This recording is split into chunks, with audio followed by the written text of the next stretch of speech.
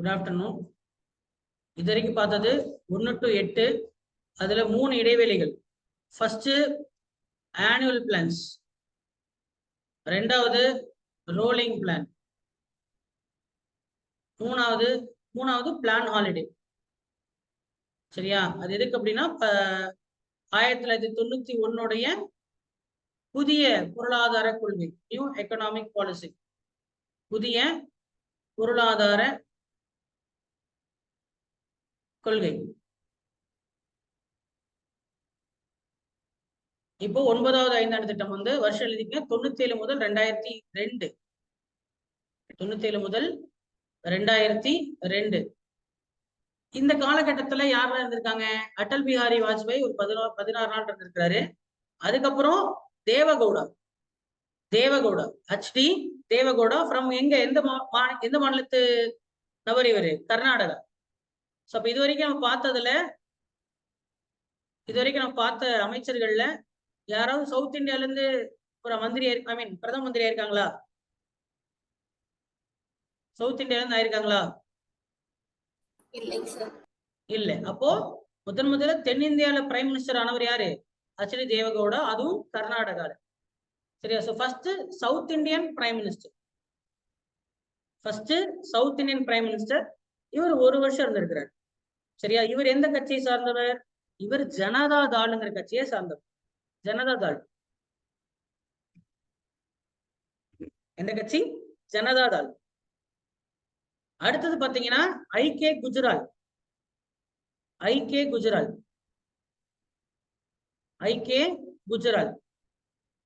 இவரும் இந்த கட்சி தான். இவரும் ஜனதாதள் இப்பயும் இருக்கு. ஜனதாதள் வந்து பாத்தீங்கன்னா ஜனதாதளம் அப்படின்னு சொல்லுவாங்க. இது வந்து கர்நாடகால இருக்கு. மறுபடியும் பீகார் வாஜ்பாய் வராரு. நல்லா கவனிங்க. இப்போ வாஜ்பாய் எடுத்தீங்கன்னா ஃபர்ஸ்ட் வந்து ஒரு 16 நாள் இருக்கிறாரு. கரெக்டா? வெறும் 16 நாள் தான். அடுத்தது தேவகவுடா ஐக்கிய குஜராலுக்கு அப்புறம் மறுபடியும் வந்து என்ன பண்றாரு? 6 வருஷம் 64 நாள் அப்படின்னு இருக்கிறாரு. புரியுதா நான் சொல்றது? அப்போ 2 டைம்ஸ், ஒரு வாட்டி சின்ன முறை. சரியா? 2 டைம்ஸ் கிடையாது, 3 டைம்ஸ் ஆக்சுவலா. 3 டைம்ஸ். ஏன்னா 6 வருஷம் வரும்போது 3 முறை தானே. 5 பிளஸ் 1 தான் 6. ஒரு பிரதமர் வந்து 5 வருஷம் தான் இருக்க முடியும். அப்போ 3 முறை பிரதமர் ஆயிருக்காரு. யாரு? வாஜ்பாய். ஆனா காலம் வெறும் 6 வருஷம் தான். அப்போ 3 மந்திரிகள் வராங்க. யாரு? Vajpayee, HD Deve Gowda, I K Gujral. Right. So இப்போ 9th ஃபைவ்-இயர் பிளான்ல it was launched in the 50th year of independence. இந்தியாவுடைய சுதந்திரம் அடைஞ்சு 50வது ஆண்டு நினைவு நாள். 50வது ஆண்டு நினைவு என்ன சொல்லுவாங்க? என்ன நினைப்பாங்க? வெள்ளி விழாவா, பொன் விழாவா? பொன் விழா இல்லையா? கோல்டன் ஜூப்ளின்னு சொல்லுவோம் இல்லையா? இந்தியாவுடைய கோல்டன் ஜூப்ளி தான் என்னது? இந்த 9th ஃபைவ்-இயர் பிளான் வருது. அது இல்லாம ஒரு மில்லேனியத்தை கிடக்குறோம். What is millennium? மில்லேனியம்னா என்ன? 100 ஆண்டுகளுக்கு பேரு நூற்றாண்டு. 100 ஆண்டுக்கு பேர் என்ன சொல்லுவோம்? நூற்றாண்டுன்னு சொல்லுவோம். செஞ்சுரி. இங்கிலீஷ்ல வந்து 100னா செஞ்சுரி. கிரிக்கெட்ல கூட வருமே செஞ்சுரின்னு. 100 ஆண்டு. இதுவே 1000 ஆண்டுக்கு பேரு மில்லேனியம்.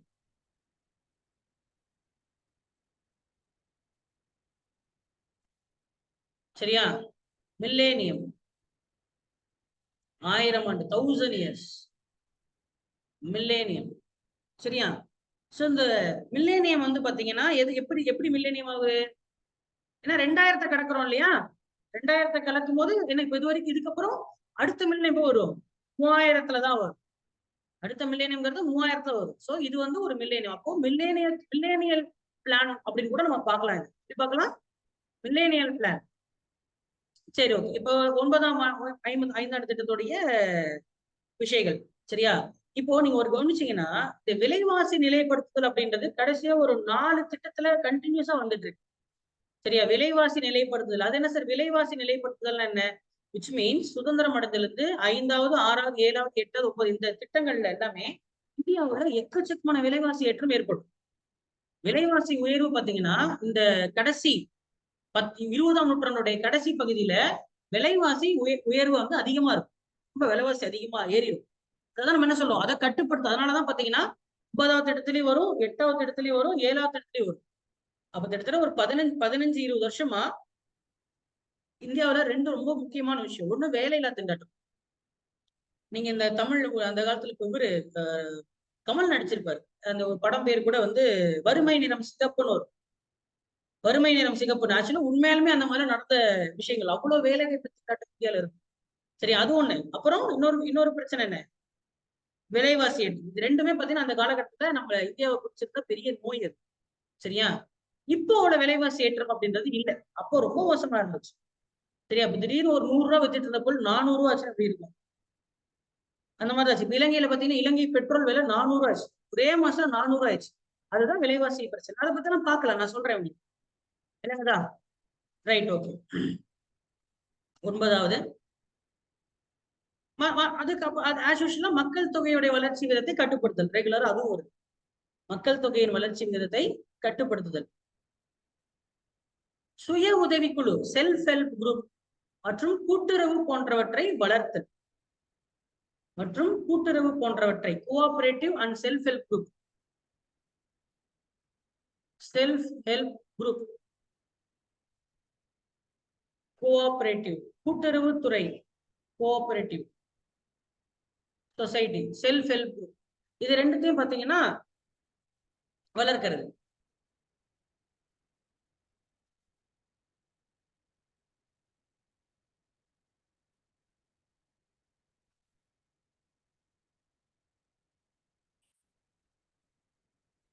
சரியா? இதே வருஷத்துலதான் மறுபடியும் ஒரு போர் நடந்திருக்கும். ஆனா இந்த வாட்டி இது ஒரே ஒரு ஊர்ல தான் நடந்துச்சு. கார்கில்ங்கிற ஒரே ஒரு இடத்துல போர். அது எப்ப நடந்துச்சு? 1999ல கார்கில் வார்னு சொல்லுவாங்க. கார்கில்ங்கிறது ஒரு சின்ன கிராமம். சரியா? அந்த கிராமத்துல நடந்த ஒரு போர் தான் கார்கில் போர். இதுவும் இந்தியா பாகிஸ்தானுக்கு நடந்த போர் தான். ஆனா இதுக்கு முன்னாடி நடந்த போர்லாம் இந்தியா ஃபுல்லா நடந்திருக்கும். ஆனா இந்த போர் வெறும் கார்கில்ல மட்டும் சின்ன ஊடுருவல்னா என்ன? இன்ஃபில்ட்ரேஷன். ஊடுருவிடுவாங்கல்ல. இப்ப கேட்டை தாண்டி உள்ள வந்துட்டாங்கன்னா அந்த இடத்துல அவங்க நிப்பாட்டி அந்த இடத்துல மட்டும் நடந்த ஒரு குறுகிய கால சின்ன இடத்த போர் கார்கில். அப்ப சொன்னா இப்ப எத்தனை முறை பாகிஸ்தான் கூட நம்ம போர் போட்டிருக்கோம் சொல்லி பார்ப்போம். நல்லா சொல்லுங்க. 47ல 1, 1965ல 1, 1992ல 1, 1999ல 1 4 முறை போர் பண்ணிருக்கு. சரியா? சைனா கூட ஒரு முறை பண்ணிருக்கு. 1962ல சைனா மொத்தம் அப்ப இந்தியா சுதந்திரம் அடைஞ்சு 5 போர் நடந்தது. சரியா? இதுல நம்ம தோத்து போன போர் சைனா கூட நடந்த போர்ல தான் தோத்து போயிட்டோம். பிகாஸ் சைனா நம்மளோட 10 மடங்கு பலசாலி. சரியா? நம்ம அணு ஆயுதம் உருவாக்குறதுக்கு முன்னாடி அவன் அணு ஆயுதத்தை உருவாக்கிட்டான். நம்ம திறந்த பொருளாதாரம் அதாவது குளோபலைஸ் உலகமயம் ஆகுவதற்கு முன்னதாகவே அவன் உலகமயம் ஆகிட்டான். சரியா? அவனுடைய நாட்டு நாணயம் எது? யுவான் அல்லது ரென்மின்பி. யுவான்னா ரூபாய் மாதிரி, ருப்பி மாதிரி. ரென்மின்பிங்கிறது பைசா மாதிரி. இப்ப 100 பைசா 1 ரூபாயா? அந்த மாதிரி ரென்மின்பையும் யுவானும். உலக நாட்டு நாணயங்கள் பேர்லாம் ஓரளவு கேள்விப்பட்டிருக்கீங்களா? ஜப்பானுடைய நாணயம் பேர் என்ன? என். ஜாப்பனீஸ் நாணயத்துடைய பேர் என். அமெரிக்காவுடையது யுஎஸ், ஆஸ்திரேலியா, கனடா டாலர் தான். ஆஸ்திரேலியாவுக்கும் டாலர் தான். ஆனா ஆஸ்திரேலியன் டாலர்னு வரும். கனடாவோட கனடா டாலர்னு வரும். ஓகே. சரியா? அடுத்தது யூரோப். யூரோப் வந்து பாத்தீங்கன்னா யூரோ அப்படின்ற ஒரு நாணயம் வரும். சரியா? பிரிட்டனுக்கு மட்டும் பவுண்டுன்னு வரும். பிரிட்டிஷ்க்கு மட்டும் பவுண்டு. சரியா? Pound also sterling. Pound sterling. பவுண்டும் ஸ்டெர்லிங்கும். ஸ்டெர்லிங்கிறது எப்படி? நமக்கு எப்படி பைசா ரூபாய் அப்படின்ற மாதிரி ஸ்டெர்லிங் பவுண்டு இப்படிதான் சொல்லணும். ஸ்டெர்லிங் பவுண்ட், ரென்மின்பி யுவான், பைசா ருபி அப்படி சொல்லணும். சரியா? அதே மாதிரி டாலருக்கு அப்படிதான். டாலருக்கு சென்ட். 100 சென்ட் ஒரு டாலர். 100 சென்ட் ஒரு டாலர். சென்ட் பைசா. சென்ட். சரியா? சோ இந்த மாதிரி பேசிக் இதெல்லாம் நான் இதெல்லாம் கேட்க மாட்டான். சரியா? இதெல்லாம் கேட்பாங்களா சார்? பயப்படாதீங்க. இது சும்மா நீங்க ஜிகேக்காக சொல்றேன். ஜிகே இதெல்லாம் பேசிக்கா தெரிஞ்சு வச்சுக்கிறது. ஓகே சரிப்பா. அப்போ கார்கில் போர், சுய உதவி குழு, கோஆபரேட்டிவ் அதாவது கூட்டுறவு சங்கங்கள் இதெல்லாம் வளர்த்திருக்காங்க. ஓகேவா? அதே மாதிரி நம்ம மில்லேனியத்தை கடக்கிறோம். அடுத்தது பொதுத்துறையின் ஒதுக்கீடு குறைக்கப்படுகிறது. நல்லா கவனிங்க.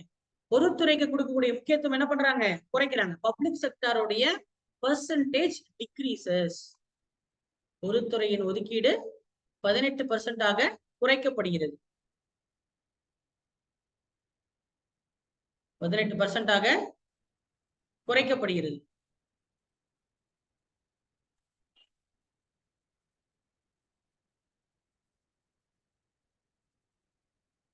சரியா? பப்ளிக் செக்டர் ஏன் சொல்லுங்க? என்னமா? எல்பிஜி வந்ததுனால. Very good. எல்பிஜி வந்ததுனால என்ன பண்ணிருக்காங்க? ஆமா, ரைட். அடுத்தது 10ஆம் ஐந்தாண்டு திட்டம். அடுத்தது 10ஆம் ஐந்தாண்டு திட்டம்.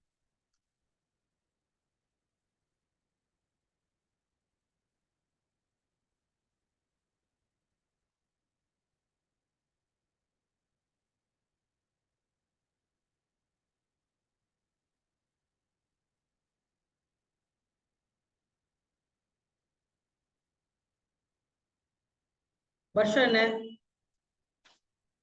2002 முதல் 2007. அப்ப இப்ப யாரு பிரைம் மினிஸ்டர்? மன்மோகன் சிங், தி கிரேட் எக்கனாமிஸ்ட். சரியா? பொருளாதார நிபுணர் அவர். இது இருந்த பிரதமர்கள்லயே சரியா அரசியல் பின்புலம் இல்லாம பொருளாதார பின்புலத்திலிருந்து அரசியல் வந்தவர் அவர் தான். சரியா? பொருளாதார பின்புலத்திலிருந்து அரசியல் வந்தவர் கிரேட் எக்கனாமிஸ்ட். யாரு? ஆமா. இந்த புதிய 1991ல புதிய பொருளாதார கொள்கையை நம்ம செய்தோம் இல்லையா? அந்த புதிய பொருளாதார கொள்கையை வகுத்த பொழுது இவர் தான் பினான்ஸ் மினிஸ்டரா இருந்தார். இவருடைய திட்டத்தின் அடிப்படையில் தான் வகுக்கப்பட்டது. அப்படியே இருந்து என்ன ஆயிடுச்சு? அவர் பிரைம் மினிஸ்டர் ஆயிட்டார். என்இபினா புதிய பொருளாதார கொள்கை. NEP 2002 முதல் 2007. சரியா? எத்தனாவது பிரைம் மினிஸ்டர் இவரு? 13வது பிரைம் மினிஸ்டர். 13வது பிரைம் மினிஸ்டர். ஓகே, எழுதுங்க. திட்டத்தின் முக்கிய நோக்கம் சமூக நீதி மற்றும் சமத்துவம், சோசியல் ஜஸ்டிஸ் அண்ட் சோசியலிசம். சமூக நீதி மற்றும் சமத்துவம்.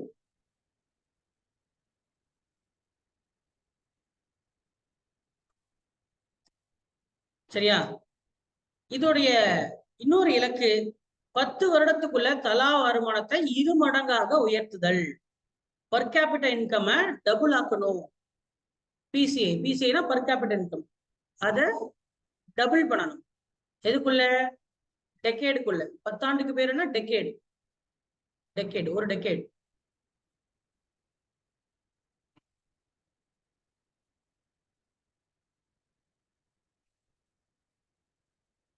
சரியா? வறுமையை குறைக்க வேண்டும்.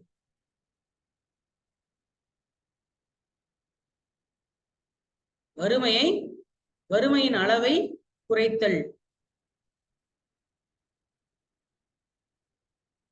2007க்குள்ள அனைவருக்கும் கல்வி அளித்தல். யூனிவர்சல் எஜுகேஷனை 2007க்குள்ள டார்கெட் அச்சீவ் பண்ணணும் அப்படின்னு பிக்ஸ் பண்றாங்க. Universal education. இதுக்கு முன்னாடி யூனிவர்சல் எலிமெண்டரி எஜுகேஷன், தொடக்க கால கல்வி. இது யூனிவர்சல் எஜுகேஷன். யூனிவர்சல் எஜுகேஷனை 2007க்குள்ள ரீச் பண்ணணும்.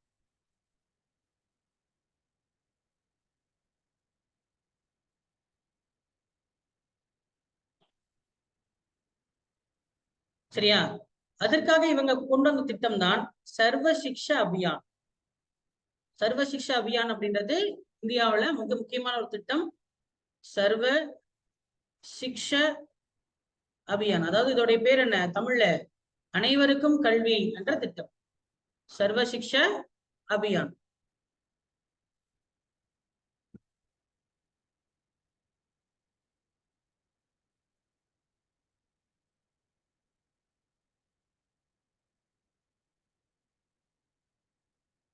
சரியா? புதிதாக 10 மில்லியன் வேலை வாய்ப்பு, அதாவது 1 கோடி வேலை வாய்ப்புகளை உருவாக்கணும் அப்படின்னு திட்டமிடுறாங்க. 1 கோடி வேலை வாய்ப்புகளை உருவாக்க வேண்டும் என்ற திட்டத்தை முன்மொழிகிறார்கள்.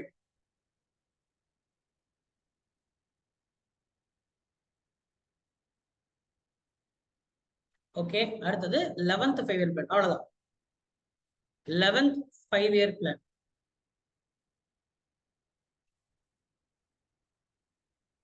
இது வருஷம் என்ன? 2007 முதல் 2012. இது 12மே முடிச்ச உடனே நீங்க என்ன பண்ணணும்? டேபிள் போட்டு வருஷம் திட்டம் அது மட்டும் படிச்சுட்டு வந்துருங்க. சரியா? திட்டம் வருஷம் இதுதான் எக்ஸாம்ல அதிகமா கேட்கறது.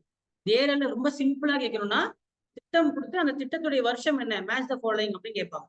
கொஞ்சம் கஷ்டமா கேட்கணும்னா அதுல அந்த வருஷம் அந்த திட்டத்துல என்ன செஞ்சாங்கிறது கொஞ்சம் இன்டெப்தா கேட்கலாம். அதை தாண்டி இந்த ஏரியால கேட்கறதுக்கு நமக்கு இதுவே இல்லை. சரியா? கரிபு ஹட்டா, வறுமையை ஒழிக்கும் அப்படின்ற திட்டம் இப்ப யாருடைய திட்டம் கொண்டு வரப்பட்டது? சரியா? 91வது திட்டம் 91ல புதிய பொருளாதார கொள்கை இருக்கும் பொழுது அது அமல்படுத்திய 5ஆம் திட்டம் எது? 8வது 5ஆம் திட்டம். இப்படிதான் கொஸ்டின் வரும். 9வது 5ஆம் திட்டம் இருக்கும் பொழுது இந்தியாவுடைய பிரதமராக இருந்தவர் யாரு? இப்படிதான் கேள்வி வரும். 10வது 5ஆம் திட்டம் இருக்கும்போது இந்தியாவுடைய பிரதமர் யாரு? இந்த மாதிரிதான் கொஸ்டின் வரும். புரியும் நினைக்கிறேன் உங்களுக்கு. 11 திட்டத்தை வந்து தயார் செய்தவர் வந்து C Rangarajan. Is prepared by C Rangarajan.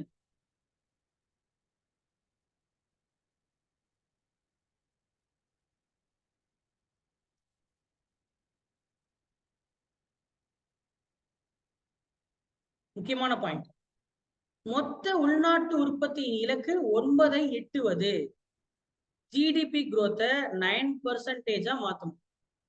GDP growth rate, மொத்த உள்நாட்டு உற்பத்தியின் வளர்ச்சி விகிதத்தை 9% ரீச் பண்றது, எட்டுவது. ஜிடிபி growth ரேட்னா என்னன்ட்டு நான் தேசிய வருமானம் சொல்றேன். இப்போதைக்கு இதை எழுதுங்க.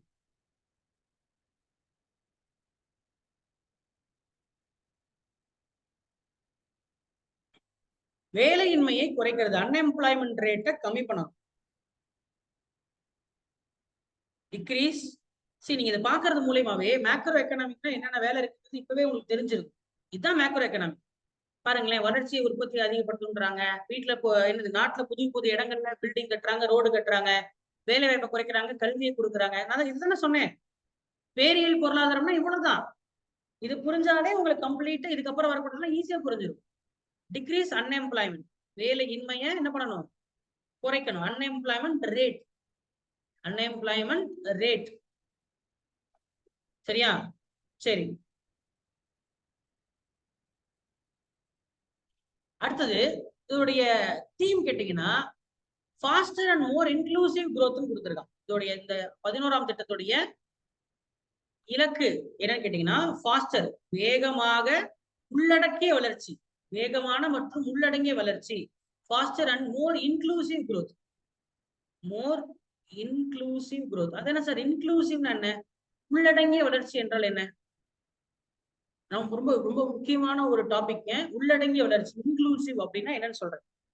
பேசிக்கா இங்க நீங்க ஆங்கிலத்துல இன்க்ளூசிவ் என்ன சேர்த்து எல்லாத்தையும் சேர்க்கறது பேர் இன்க்ளூசிவ். இப்போ நீங்க ஒரு ஃபீஸ் கட்டுறீங்க, இல்ல ஏதோ ஒரு பொருள் வாங்குறீங்கன்னா, இப்போ ஒரு உதாரணத்துக்கு இப்போ ஒரு லேப்டாப் வாங்குறீங்க, லேப்டாப் 30,000 ரூபாய் அப்படின்னு சொன்னா இதுல ஜிஎஸ்டி சேர்த்தா சேர்க்காமலையா அப்படிங்கறத எப்படி சொல்லி கேட்பீங்க? 30,000 பிளஸ் ஜிஎஸ்டி அப்படின்னு சொல்லலாம், ஜிஎஸ்டி. அல்லது 30,000 இன்க்ளூசிவ் ஆஃப் ஜிஎஸ்டின்னு சொல்லி போட்டுருப்போம், பார்த்திருப்பீங்க. அப்படின்னா என்ன அர்த்தம்? 30,000க்குள்ள ஜிஎஸ்டியும் அடங்குது அப்படின்றது அர்த்தம். அப்ப இன்க்ளூசிவ்னா என்ன? உள்ள அடங்குது அப்படின்னு அர்த்தம். இப்ப உள்ளடங்கிய வளர்ச்சினா என்ன அர்த்தம் அப்படின்னு கேட்டீங்கன்னா ஒண்ணும் இல்ல.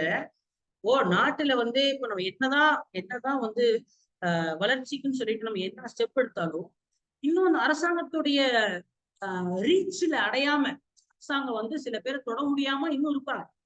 உதாரணத்துக்கு ரோடு போடுறீங்க, ஹைவே கட்டுறீங்க, ஸ்கூல் கட்டுறீங்க, எல்லாம் கட்டுறீங்க. ஆனா இது ஒரு கிராமத்துல இருக்கக்கூடிய இப்ப நீலகிரி, ஏற்காடு இருக்கிறவங்க அந்த ஸ்கூல்ல போய் போக முடியுமா? அவங்களுக்கு அது போய் சேருமா? கொல்லிமலை இருக்கவங்களுக்கு போய் சேருமா? மலைப்பிரசு இருக்கவங்களுக்கு அது போய் சேராது. எப்படி சேரும்? சேராது. சார், நான் இந்தியாவில மொத்தம் 1000 பேங்க் கட்டியிருக்கேன், இந்தியாவில வந்து 30 லட்சம் கிலோமீட்டருக்கு நான் ரோடு போட்டிருக்கேன், சரியா?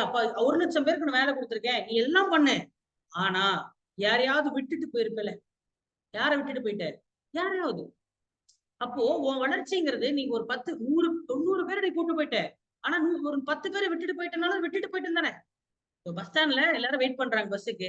சரியா? பஸ்ல வந்து பஸ் என்ன பண்ணும்? பஸ் ஸ்டாண்ட்ல இருக்கிற எல்லாரையுமே ஏத்திட்டு தான் போகும்.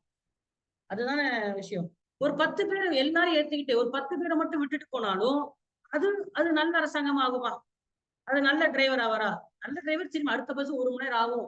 எப்போ வரும்னு தெரியல. சரி அவங்கள எப்படியோ ஏத்திட்டு போயிரலாம். உட்காரு நெருக்கி நெருக்கி உட்காருன்னு சொல்லி அந்த கண்டக்டர் என்ன பண்ணணும்?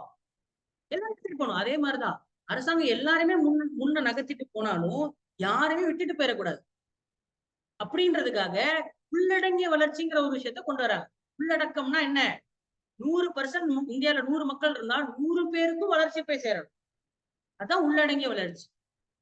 இப்ப இதுல இன்னொரு டாபிக் சொல்ற மாதிரி இருக்கு. பினான்சியல் இன்க்ளூஷன், நிதி உள்ளடக்கம் அப்படின்னா என்ன? பினான்சியல் இன்க்ளூஷன் அப்படின்னா என்ன? உதாரணத்துக்கு இந்தியாவுல ஒரு 5 வருஷத்துக்கு முன்னாடி, ஒரு பிஃபோர் 5 இயர்ஸ் நிறைய பேருக்கு பேங்க் அக்கௌண்டே கிடையாது. சரியா?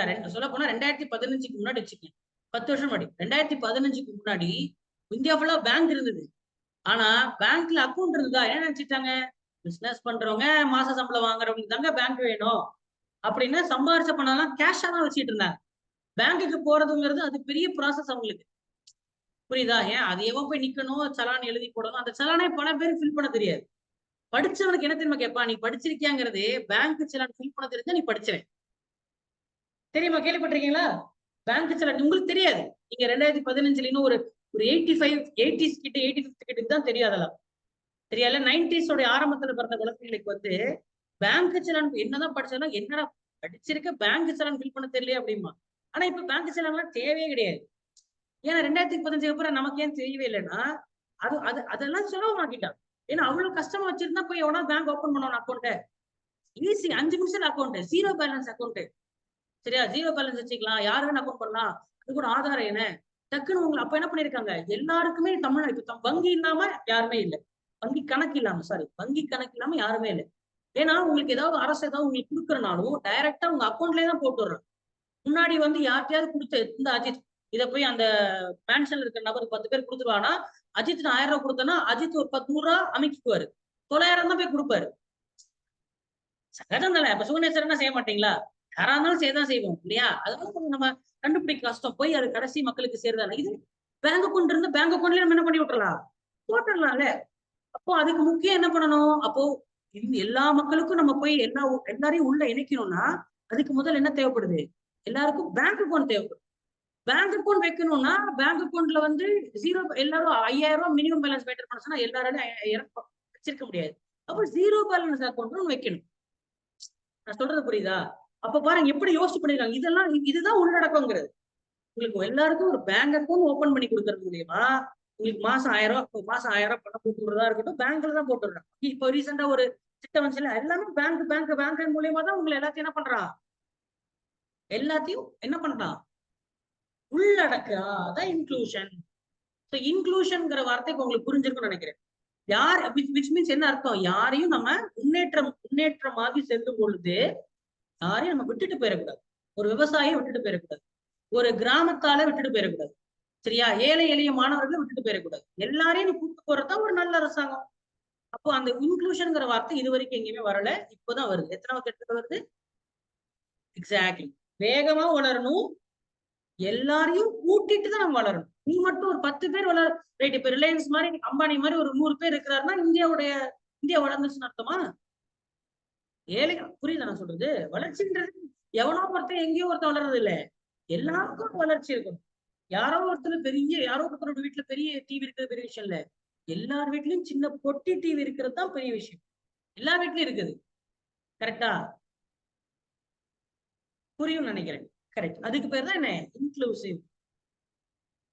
சரி, இதுக்கப்புறம் 11 முடிஞ்சு 12 என்னாச்சு? 12 திட்டம் வந்து எப்படி பிளான் பண்ணிருக்காங்க? 2012ல இருந்து 2017 வரை 12வது திட்டம் எழுதிக்க. 12th 5-year plan. 2012 முதல் 2017. ஆனா என்ன ஆயிருக்கு? 14லயும் நீ படிட்ட. சரியா? 2014ல இப்ப இவரு யாரு 2002ல இருந்து 2012 வரைக்கும் யார் ஆட்சி பண்ணியிருக்கா? மன்மோகன் சிங். மன்மோகன் சிங். சரியா? சாரி, 2004 பாத்தீங்க. 2004 முதல் 2014 வரைக்கும் மன்மோகன் சிங். 2014 முதல் 2024 வரைக்கும் நரேந்திர மோடி. இந்த பாருங்க, 2004 டு 2014. 2014 இன்குமெண்ட்னா பதவியில் உள்ளார். இன்கும்பென்ட் என்றால் என்ன? பதவியில் உள்ளார் என்று பொருள். சரியா? சோ 5th ஃபயர் பிளான் பாதியிலே முடிஞ்சிருச்சு. இருந்தாலும் என்ன திட்டமிட்டார்கள் அப்படின்றத நம்ம பார்த்துடலாம். நாட்டில் படிப்பறிவு லிட்ரஸி ரேட்டை 100 ஆகணும் பிளான் பண்றாங்க. எவ்வளவு ஆக்குறாங்க? 100 ஆக்கணும். அப்போ அப்படின்னா என்ன அர்த்தம்? இந்தியாவில எழுத படிக்க தெரியாதவன் ஒருத்தன் இருக்கக்கூடாது அப்படின்றதான் இலக்கு. ஆனா நம்ம அதை அடைஞ்சிட்டோமா? இல்ல. இலக்கு 100% லிட்ரஸி ரேட். 100% literacy rate.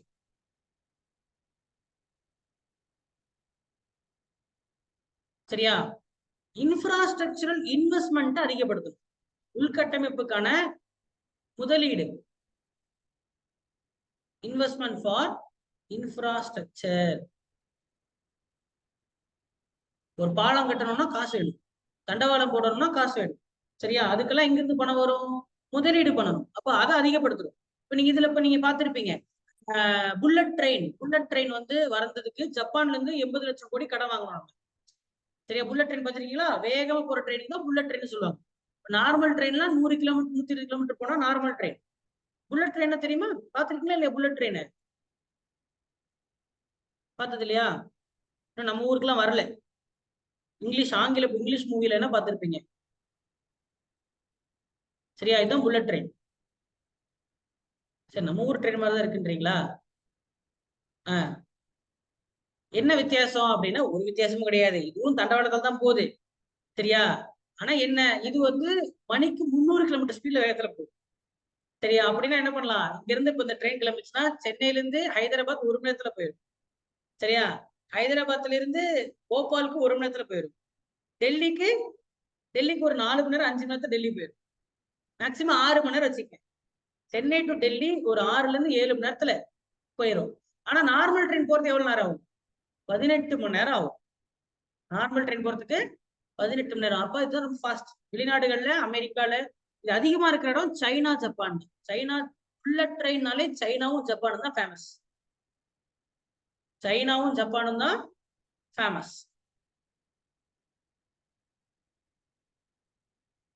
சரியா? சோ இந்த மாதிரி நம்ம இந்தியாவில ஒரு ட்ரெயின் கொண்டாடுறாங்க. அது மும்பைல கொண்டாடுறாங்க. இப்போ இது கொண்டாடணும்னா இதுக்கு பல லட்சம் கோடி செலவாகும். சரியா? அப்ப நம்ம என்ன பண்றோம்? ஜப்பான் கிட்ட இருந்து கம்மி வட்டிக்கு காசு ஆகும். கம்மி வட்டிக்கு ஒரு 80 லட்சம் கோடி சரி கொடுப்பா ஜப்பான், நாங்க அப்புறமா கொடுக்குறோம் அப்படின்னு சொல்லி என்ன பண்றோம்? முதலீடு பண்ணுங்கன்னு சொல்லி கேட்டு வாங்குறோம். அப்ப என்ன உள்கட்டமைப்புக்கு முதலீடு பெறுதல் அப்படின்னா இதுதான். நான் சொல்றது புரியுதா? எல்லாத்தையுமே நம்ம பட்ஜெட்லயே எல்லாம் செஞ்சுட்டு இருக்க முடியாது. வெளிநாட்டுல இருந்து வெளிநாட்டு நாட்டுக்கும் கடன் கேட்கறது தப்பு இல்லை. புரியுதா? நம்மளும் வெளிநாட்டுக்கு கொடுக்குறோம். ஆப்கானிஸ்தானுக்கு பாராளுமன்றத்தை கட்டி கொடுத்தது நம்ம தான். ஆப்கானிஸ்தானுடைய பாராளுமன்றத்தை கட்டி கொடுத்தது நம்ம தான் கட்டி கொடுத்தோம். பங்களாதேஷ்ல பல டேம் கட்டி கொடுத்துருக்கோம். சரியா? மாலத்தீவுல நிறைய விஷயங்கள் நம்ம வந்து நம்மளோட சின்ன நாட்டுக்கு நம்ம உதவி பண்ணியிருக்கோம். நம்மளோட வளர்ந்த நாட்டுக்கிட்ட கையேந்தும் இருக்கும். ரெண்டும் நடக்கும். சரியா? சரி, மின் ஆற்றலை உற்பத்தி செய்யறது, எலக்ட்ரிசிட்டிய அதிகமா பயன்படுத்துறது. சரியா? எல்லா விதமான சூரிய ஒளி முதல் காற்றாலை வரைக்கும் சோலார் எனர்ஜி, விண்ட் எனர்ஜி, இந்த மாதிரி நிறைய புது புது ஆற்றல்களை வந்து உருவாக்கணும். அதுக்காக ஊக்குவிப்பு செய்யணும். சரியா? சோ இதுதான் அதோடைய பிளான். ஆனா அன்பார்ச்சுனேட்லி இது என்ன ஆயிடுச்சு? பாதியிலே நின்றுச்சு. இதுல வரைக்கும் ஏதாவது டவுட் இருக்கா?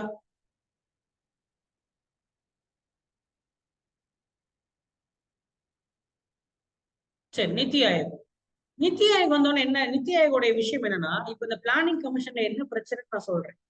சரியா? நித்தி ஆயோக் அது எப்படி சரி பண்ணுச்சுன்னு சொல்றேன். பிளானிங் கமிஷன், பிசி நம்ம சொல்லலாமா?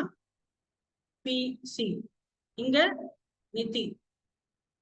பிளானிங் கமிஷன் வந்து டாப் டு பாட்டம் அப்ரோச், அதாவது மேலிருந்து கீழ் அணுகுமுறை, மேலிருந்து கீழ் அணுகல். ஆனா இங்க bottom to top approach.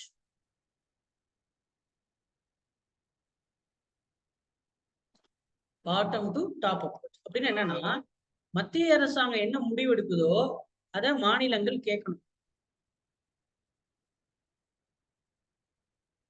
China central, எஸ்னா state. ஆனா அப்போ ஸ்டேட் மாநிலங்கள்ல நம்ம இந்தியாவுடைய திட்டமிடுதல்ல மாநிலங்களை நம்ம சேர்க்கவே இல்லை.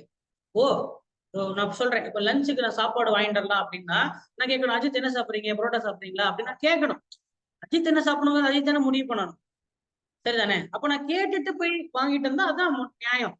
ஆனா கிட்டத்தட்ட இவ்வளவு வருஷமா நான் என்ன பண்ணிருக்கேன், நான் என்ன கொண்டு வரணும் அதை தான் நீங்க சாப்பிடணும். மத்திய அரசாங்கம் முடிவு பண்றதா மாநில அரசாங்கம் கேட்கணும். மாநில அரசாங்கத்தை கூட்டு ஒரு வார்த்தை கேட்டா நல்லா இருக்கும்ல, அதான் சொன்னேன். டாப் டு பாட்டம் அப்ரோச் தான். மேல முடிவு எடுக்கிறதோ கீழே செஞ்சுதான் ஆகும்.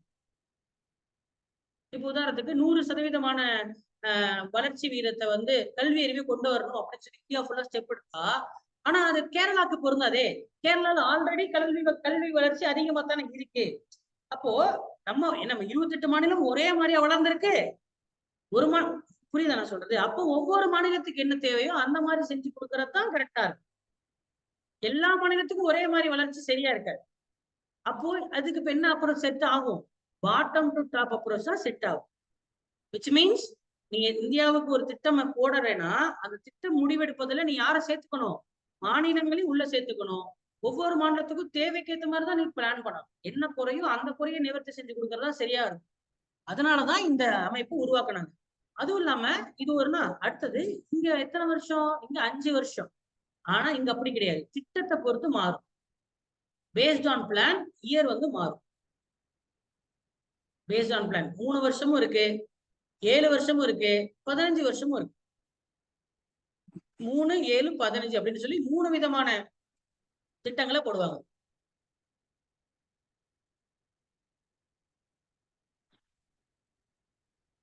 இதோடைய முழு நேர தலைவரும் யார் தான், பிரைம் மினிஸ்டர் தான்.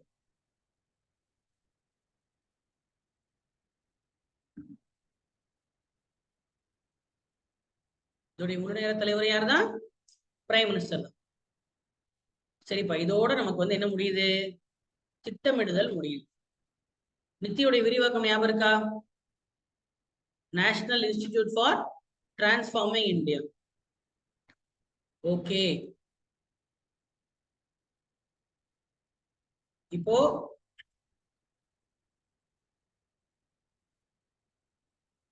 நம்ம பிளானிங் முடிச்சிட்டோம். ரைட், அடுத்த டாபிக் போலாமா? அடுத்த டாபிக் பாருங்க, 9th ஸ்டாண்டர்ட் ஃபர்ஸ்ட் வால்யூம்ல பாக்கலாம்.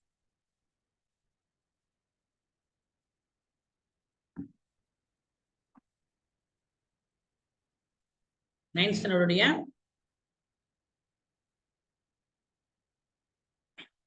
First volume. இந்த இந்த இந்த பாக்குறதுக்கு முன்னாடி உங்களுக்கு ஒரு பேசிக்கான ஒரு விஷயத்த நான் சொல்லணும். growth டெவலப்மெண்ட், சரியா? growthக்கும் டெவலப்மெண்ட்டுக்கும் வித்தியாசம் தெரியணும். வளர்ச்சி மேம்பாடு, வளர்ச்சினா என்ன, மேம்பாடுனா என்ன? வளர்ச்சிங்கிறது குவான்டிட்டியில வளர்றது, எண்ணிக்கையில வளர்றது. டெவலப்மெண்ட்ங்கிறது மேம்படுதல் அப்படின்றது தரத்தில் வளருது, குவாலிட்டியில டெவலப் ஆகுது. சரியா? இது நம்பர்ஸ், இது குவாலிட்டி. குவான்டிட்டி வேற, குவாலிட்டி வேற, கரெக்ட் தானே? இப்ப உதாரணத்துக்கு இப்படி சொல்லலாம்னா, ஒரு நாய்க்குட்டியை வளர்க்குறீங்கன்னு வச்சுக்கோமே. நாய்க்குட்டி வந்து குட்டியை வாங்கிட்டு வரும்போது அது வந்து என்னது, அதுக்கு நிறைய சாப்பாடு போட்டு தீனி போட்டோம்னா அதுக்கு என்னது, திடீர்னு அது நாய்க்குட்டி சீக்கிரம் பெருசாகி வளர்ந்துரும். சரியா? அப்போ நாய்க்குட்டி வந்து என்ன இருக்குன்னு சொல்லுவீங்க, டாக் ஹாஸ் க்ரோன் அப்படின்னு சொல்லுவீங்களா, இல்ல டாக் ஹாஸ் டெவலப்டுன்னு சொல்லுவீங்களா? நான் என்ன பண்ணிருக்கு, நாய் வளர்ந்துருக்கு. சரியா? ஆனா அது குவான்டிட்டியில, சைஸ்ல எடையில பெருசாயிருக்கு. ஆனா நாய் எப்ப டெவலப் ஆகும் அப்படின்னா, நாய்க்கு ஏதாவது நீங்க சொல்லி கொடுத்தீங்கன்னா தான் டெவலப் ஆகும். உதாரணத்துக்கு என்னங்க பிராக்டிஸ் பண்ணலாம். உதாரணத்துக்கு வந்து ஜம்ப், சிட், உட்காருன்னா உட்கார சொல்றது, ஜம்ப் பண்ண ஜம்ப்னு சொல்றது, காலையில போய் பால் பாக்கெட் எடுத்துக்கலாம்னு சொல்றது, சரியா? நம்ம கூட உட்காந்து அதுவும் டிவி பாக்குறது, சரி நம்ம கூட அதுவும் விளையாடுறது. நான் சொல்றது புரியுதா? இப்படி எல்லாம் பண்ணாதான் நாய் அதோடைய தரத்துல வளர்ந்துருக்கு. நாய் எடையில் வளர்வது குரோத், வளர்ச்சி. அதுவே தன்னுடைய தரத்தை அந்த நாய்க்குட்டி வளர்த்துக்கிட்டா அது மேம்படுது. அப்போ வளர்ச்சிங்கிறது வேற, மேம்படுதுங்கிறது வேற. சரி, இது இந்தியாவுக்கு எப்படி சொல்லலாம் அப்படின்னு கேட்டா, இந்தியாவை பொறுத்த வரைக்கும் இப்ப இந்தியா வந்து, சரி இந்தியாவுக்கு போகிறதுக்கு முன்னாடி மனுஷனை ஃபர்ஸ்ட் கம்பேர்.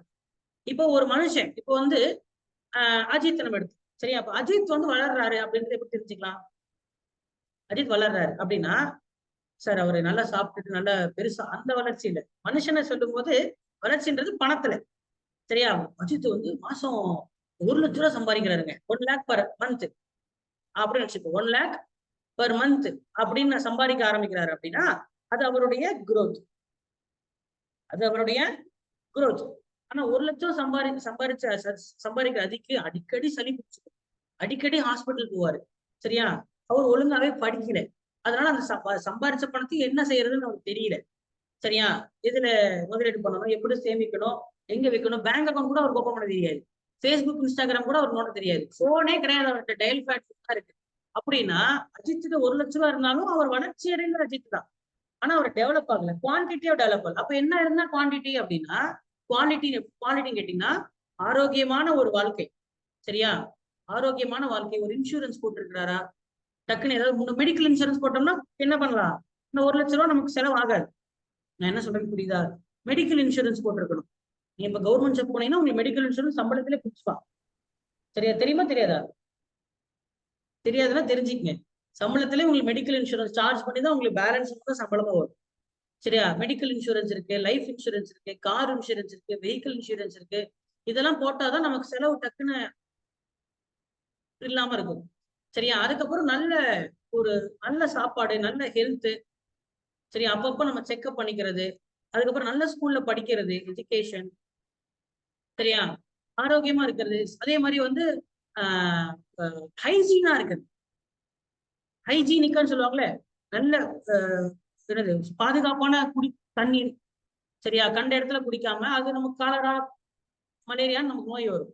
சரி, இருக்கிற இடம் சுத்தமா இருக்கா, புவர் ஹைஜீன், குட் ஹைஜீன், இதெல்லாம் இருந்தாதான் என்னது, என்ன சுகேஸ்வரன், இதெல்லாம் இருந்தாதான் குவாலிட்டி.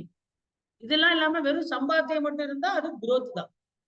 ஆனா இது மட்டும் இருந்த பத்துமா? சப்போஸ் சார் அவர் நல்ல இன்சூரன்ஸ் இருக்காரு, ஆனா மாசம் 20,000 தான் சம்பாதிக்கும், 20,000 இதுக்கே செலவு பண்ணிடுறாரு சார்னா அப்போ அது சரிப்பட்டாரு. அப்ப என்ன முக்கியம்? இதுல என்ன தெரியுது? முதல்ல ஒருத்தனுக்கு வளர்ச்சி முக்கியம், அதுக்கப்புறம் தான் டெவலப்மெண்ட் முக்கியம். குரோத்துக்கு அப்புறம் தான் டெவலப்மெண்ட் வரும். அப்ப நான் இது இந்தியாவுக்கு சொல்றேன். இப்ப இந்தியாவை பொறுத்த வரைக்கும் இந்தியாவோட வளர்ச்சியை நம்ம என்ன பண்ணலாம்? நம்ம முன்னாடி பார்த்தோம்ல, தேசிய வருமானம். இந்தியாவுடைய தேசிய வருமானம் பெருகுச்சுன்னா என்ன வரும்? குரோத். அதுவே இப்ப டெவலப்மெண்ட் சொல்லுங்க, இந்தியாவில டெவலப்மெண்ட் சொல்லுங்க. இந்தியாவில வறுமையே இல்லை, வறுமை கீழே யாருமே இல்லை. இந்தியாவில எல்லாருமே படிச்சவங்க, எஜுகேஷன் லிட்ரஸி ரேட், கல்வி அறிவு அதிகமா இருக்கு இந்தியாவில. வேலை வாய்ப்பின்மையே கிடையாது, எம்ப்ளாய்மெண்டே கிடையாது, சரியா? ஸ்டாண்டர்ட் ஆஃப் லிவிங் ரேஷியோ என்ன தீபன்? ஸ்டாண்டர்ட் ஆஃப் லிவிங் அதாவது வாழ்க்கை தரம், வாழ்வாதாரம் வந்து பெருசா இருக்கிறது. ஸ்டாண்ட் ஆஃப் லிவிங், வாழ்வாதாரம் பெருசா இருக்கக்கூடியது, சரியா? எல்லாருக்கும் போயிட்டு வர்றதுக்கு ஒரு வண்டி, சரியா? எல்லா நாட்டுல மூல முடுக்கு எல்லா இடத்துலயுமே கரண்ட், எலக்ட்ரிசிட்டி. ஏன்னா சில கிராமங்கள் எலக்ட்ரிசிட்டி இல்லைன்னா அது வளர்ச்சி அடையல. அப்போ இந்த மாதிரி விஷயங்கள் தான் என்ன சொல்லுவோம் நம்ம, டெவலப்மெண்ட். இந்தியாவை பொறுத்த வரைக்கும் இதுதான் டெவலப். சரி, அப்ப முதல்ல இப்ப இந்தியாவுக்கு என்ன வேணும்? குரோத் தான் வேணும். அதனாலதான் நீங்க ஃபர்ஸ்ட் அந்த விஸ்வேஸ்வராய பிளான்ல பல இடங்கள்ல பாத்தீங்கன்னா பிசிஐ, தலாநபர் வருமானத்தை இரட்டிப்பாக்கணும், தேசிய வருமானத்தை மும்மடங்காக்கணும்லாம் சொல்லியிருப்பாங்க. அப்போ இதெல்லாம் நீங்க அடைஞ்சா மட்டும்தான் நீங்க இதை சரி பண்ண முடியும். நான் சொல்றது புரியுதா? இந்தியா நிறைய சம்பாதிச்சாதான் வறுமையிலிருந்து பல பேரை வெளியே கொண்டு வர முடியும். நாடு ஃபுல்லா நீங்க ரோடு, பிரிட்ஜ், பாலம் எல்லாம் போட முடியும். கரெக்ட் தானே? சரி, அப்போ இப்போ உங்களுக்கு புரிஞ்சிருக்கும். இதைத்தான் உங்களுக்கு வந்து வெரி பேசிக்கா இங்க டெவலப் பண்ணா என்ன அப்படின்னு கொடுத்துருக்கோம். சரியா? ஆனா இது படிச்சீங்கன்னா உங்களுக்கு ரொம்ப கஷ்டமா இருக்கும். சரியா? இப்ப நான் சொல்றது கொஞ்சம் உங்களுக்கு ஈஸியா இருக்கும். டெவலப் பண்ணா என்ன? ஓகேவா? இது தேவையில்லை. இப்ப நான் சொல்றது உங்களுக்கு புரிஞ்சிருக்கும். சரிதானே? சரி. இப்போ ஒரு நாடு வளருதா இல்லையாங்கிறத எப்படி தெரிஞ்சுக்கலாம்? முதல்ல தேசிய வருமானம்னா என்ன அப்படின்றது கணக்கு. இப்ப நீங்க சம்பாதிக்கிறத நம்ம மாசம் எப்படி சொல்லலாம்? சம்பளத்துல சொல்லலாமா? மாசம் மாசம் 1ஆம் தேதி ஆனா எவ்வளவு சம்பளம் வரும்? இல்ல ஒரு மணிக்கு எவ்வளவு நேரம் வேலை பார்க்குறீங்களோ கூலி அப்படி சொல்லுவாங்களா? வேஜஸ். இல்லைன்னா ஒரு கம்பெனில இருந்தா ப்ராஃபிட். இதுதான் ஒரு தனிநபருடைய இண்டிவிஜுவலுடைய சம்பாத்தியம். நாட்டுடைய சம்பாத்தியத்தை எப்படி கால்குலேட் பண்றது? சொல்லுங்க. நாட்டுடைய சம்பாத்தியத்தை நம்ம எப்படி நாடு எவ்வளவு சம்பாதிக்கணும் எப்படி நாடு தனியா போய் சம்பளம் வாங்குது யார்ட்டையாவது? ஜிடிபி. அப்படின்னா என்ன? ஜிடிபினா என்ன? Gross domestic product. சரி, ஜிடிபி. அது சரி. ஜிடிபினா கிராஸ் டொமஸ்டிக் ப்ராடக்ட். கரெக்ட் தான். மொத்த உள்நாட்டு உற்பத்தி. நான் என்ன கேக்குறேன்னா, இந்தியாவோட வருமானத்தை எப்படி கால்குலேட் பண்றதுன்னு சொல்லுங்க.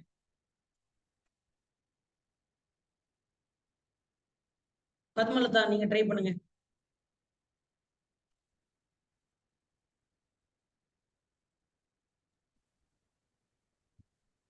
இப்போ நம்ம நாட்டுல வந்து நம்ம பத்மலதா சொல்லுங்க. growth நல்லா இருக்குது அப்படின்ற பட்சத்துல நிறைய ஃபேக்டரிஸ் அந்த மாதிரி நிறைய ஒரு மெட்டபாலிசம் சிட்டியா மாறிடும். அப்படி இருக்கிற பட்சத்துல நிறைய தொழிற்சாலைகள் நிறைய கம்பெனி எல்லாம் ஆரம்பிச்சுட்டா அப்படி இருந்தா அதன் மூலமா அந்த கம்பெனி நட்டத்துல ஓடிட்டு இருந்தா இப்படி கணக்கிடும். இறக்குமதி ஏற்றுமதியை வச்சு நம்ம கணக்கிடலான்றீங்களா? சரி, அது ஒரு நல்ல ஐடியா தான். இறக்குமதி ஏற்றுமதியை கணக்கிடணும். சரியா? அதை வச்சு கணக்கிடலாம். அப்புறம் வேற total population. National income by total population, sir. வருமானம்ங்க. அது ஒரு மனுஷன் எவ்வளவு சம்பாதிக்கிறாங்கிற கணக்கு போடுறது. நான் என்ன சொல்றேன்னா, நாட்டுடைய வருமானத்தை எப்படி கால்குலேட் பண்ணலாம்னு சொல்ல வரேன். கரெக்ட். இம்போர்ட் எக்ஸ்போர்ட் எப்படி ஆகுதுன்னு தெரிஞ்சுக்கலாம். ஓகே. அப்புறம் வெரி குட் சார். ஒரு சர்டன் பீரியடுக்குள்ள எவ்வளவு கூட்ஸ் அண்ட் சர்வீஸ் நம்ம ப்ரொடக்ஷன் இது பண்றோம் அப்படிங்கறத வச்சு இப்போ ஒரு பொருள் எவ்வளவு பொருள் இங்க இந்தியாவுல உற்பத்தி ஆகுது, இந்தியாவுல எவ்வளவு பொருள் உற்பத்தி ஆகுதுன்னு கணக்கிடலாமா? ஏன்னா எல்லா பொருளையும் கவர்மெண்டோடைய கணக்குல தானே வருது. எவ்வளவு பொருள், உதாரணத்துக்கு இந்தியாவுல எத்தனை லேப்டாப் உற்பத்தி ஆகுது, இந்தியாவில எத்தனை கார் உற்பத்தி ஆகுது, ஏன் வாட்டர் பாட்டில் கூட வச்சுக்கலாம். இந்தியாவில எத்தனை வாட்டர் பாட்டில் ஒரு நாளைக்கு உற்பத்தி ஆகுது, புரியுதா? இந்தியாவில எத்தனை போன் உற்பத்தி ஆகுது அப்படின்ற கணக்கெல்லாம் கவர்மெண்ட் இருக்குமா இருக்காதா? இதெல்லாம் சரி. இதை வச்சு எப்படி சார் வருமானத்தை கணக்கிடுவீங்க அப்படின்றீங்களா? என்ன யோசிக்கிறீங்க ஜித்? அதை யோசிக்கிறீங்களா? சரி, இதுக்கும் வருமானத்துக்கு என்ன சம்பந்தம் அப்படின்னு கேக்குறீங்களா? அதுவும் இருக்குல்ல. இப்ப உதாரணத்துக்கு இப்போ உங்க வீட்டுல வந்து ஃப்ரிட்ஜ், வாஷிங் மிஷின், கிரைண்டரு, அவனு, சரியா, எல்லாமே இருக்கு அப்படின்னா உங்ககிட்ட பணம் இருந்தா தான் அதெல்லாம் இருக்கும். ஒரு ஏழை வீட்டுல எப்படி இருக்காது? ஃப்ரிட்ஜ், வாஷிங் மிஷின் எல்லாம் இருக்காது. கரெக்ட் தானே? அப்போ பொருள் எவ்வளவு இருக்குங்கிறத வச்சு நம்ம பணம் இருக்கா இல்லையாங்கிற கண்டுபிடிக்கவும் முடியாதா? நிறைய காசு இருக்கிற வீட்டுல என்ன இருக்கும்? நிறைய பொருள் இருக்க போகுது. அப்ப நிறைய நிறைய சம்பாதிக்கிற நாடுகிட்ட நிறைய பொருள் இருக்கிற நாடு நிறைய சம்பாதிக்கும். அப்போ பொருள் மட்டும் இல்ல, பொருளும் சேவை ரெண்டுமே தான். பொருள் சேவை. அப்போ இது என்ன சொல்லலாம்? நம்ம ப்ராடக்ட்னு சொல்லலாமா, உற்பத்தின்னு சொல்லலாமா? இந்தியாவுல எவ்வளவு உற்பத்தி நடக்குது அப்படின்னு கணக்கு போடலாமா? போட முடியாதா? போடலாம், ஒரு வகை. அப்புறம் இம்போர்ட் எக்ஸ்போர்ட்டை நம்ம கணக்கு வைக்கலாம். எவ்வளவு பொருள் நம்ம இம்போர்ட் பண்றோம், எவ்வளவு பொருள் எக்ஸ்போர்ட் பண்றோம் அப்படின்னு கணக்கு பண்ணலாம். சரி, அப்புறம் வேற எப்படிலாம் ஒரு சம்பாத்தியத்தை கணக்கு பண்ணலாம். எவ்வளவு செலவு பண்றாங்கிறத பாக்கலாம்ல. இந்த ரோடு, பிரிட்ஜ் அப்படின்றதெல்லாம் என்ன இருக்கு? அதுவும் ஒரு செலவு பண்றதும் ஒரு விதமான கணக்கீடு தானே. இப்போ ஒரு 50,000 செலவு பண்றாங்கன்னா கண்டிப்பா 50,000 சம்பாதிக்கிறோம்னு அர்த்தமா இல்லையா? 50,000 சொல்றேனா இல்லையா? 50,000 செலவு பண்றவன் 50,000 கண்டிப்பா சம்பாதிச்சிருப்பான். ஏன்னா சம்பாதிக்க அப்படி செலவு பண்ணுவான். அப்ப எவ்வளவு செலவு பண்ணுது ஒரு அரசாங்கம் அப்படின்றது நம்ம என்ன பண்ணிக்கலாம்? வருமானமா எடுத்துக்கலாமா? என்னப்பா சரிதானே? சரி, வேற என்ன கணக்கு பண்ணலாம்? எவ்வளவு வரி வசூலிக்குது? கரெக்டா? இப்ப ஜிஎஸ்டி எல்லாம் போடுறாங்கல்ல, ஜிஎஸ்டி வழி மூலியமாவோ அல்லது இந்த இன்கம் டேக்ஸ் வருமான வரின்னு வாங்குறாங்க, அந்த வரி இந்த வரின்னு சொல்லி நம்ம வாங்குறாங்க இல்லையா, அந்த வரி எல்லாம் எவ்வளவு வருது அப்படின்றதும் இந்தியாவுடைய சம்பாத்தியம் தானே. ஆமாவா இல்லையா? இப்படி என்னப்பா என்ன சேவிங்ஸ்? ரிசர்வ் பேங்க்ல இருக்கிற பணம் எல்லாம் அது நம்ம காசு, அது அரசாங்கத்து பணமா? நல்லா இருக்கே கதை. பேங்க்ல ஸ்டேட் பேங்க்ல இருக்கிறது அந்த பேங்க் இந்த பேங்க்ல இருக்கலாம் நம்ம போட்ட காசு. ஓ அப்ப அதெல்லாம் கவர்மெண்ட் காசு நினைச்சிட்டீங்க.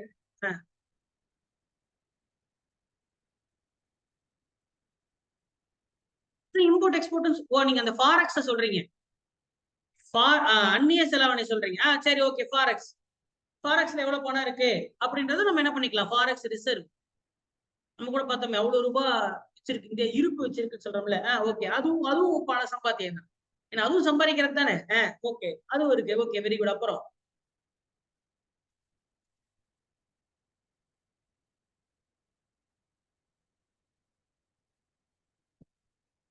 இது எல்லாமே சம்பாத்தியம் தான். சரியா? எதுல வேணா கால்குலேட் பண்ணலாம். என்ன பண்ணலாம்? எதுல வேணா கலெக்ட் பண்ணலாம். எவ்வளவு செலவு பண்ணதுன்னு கலெக்ட் பண்ணலாம், எவ்வளவு வரி வசூலிக்கையும் கலெக்ட் பண்ணலாம், எல்லாமே கலெக்ட் பண்ணலாம். ஆனா இருந்தாலும்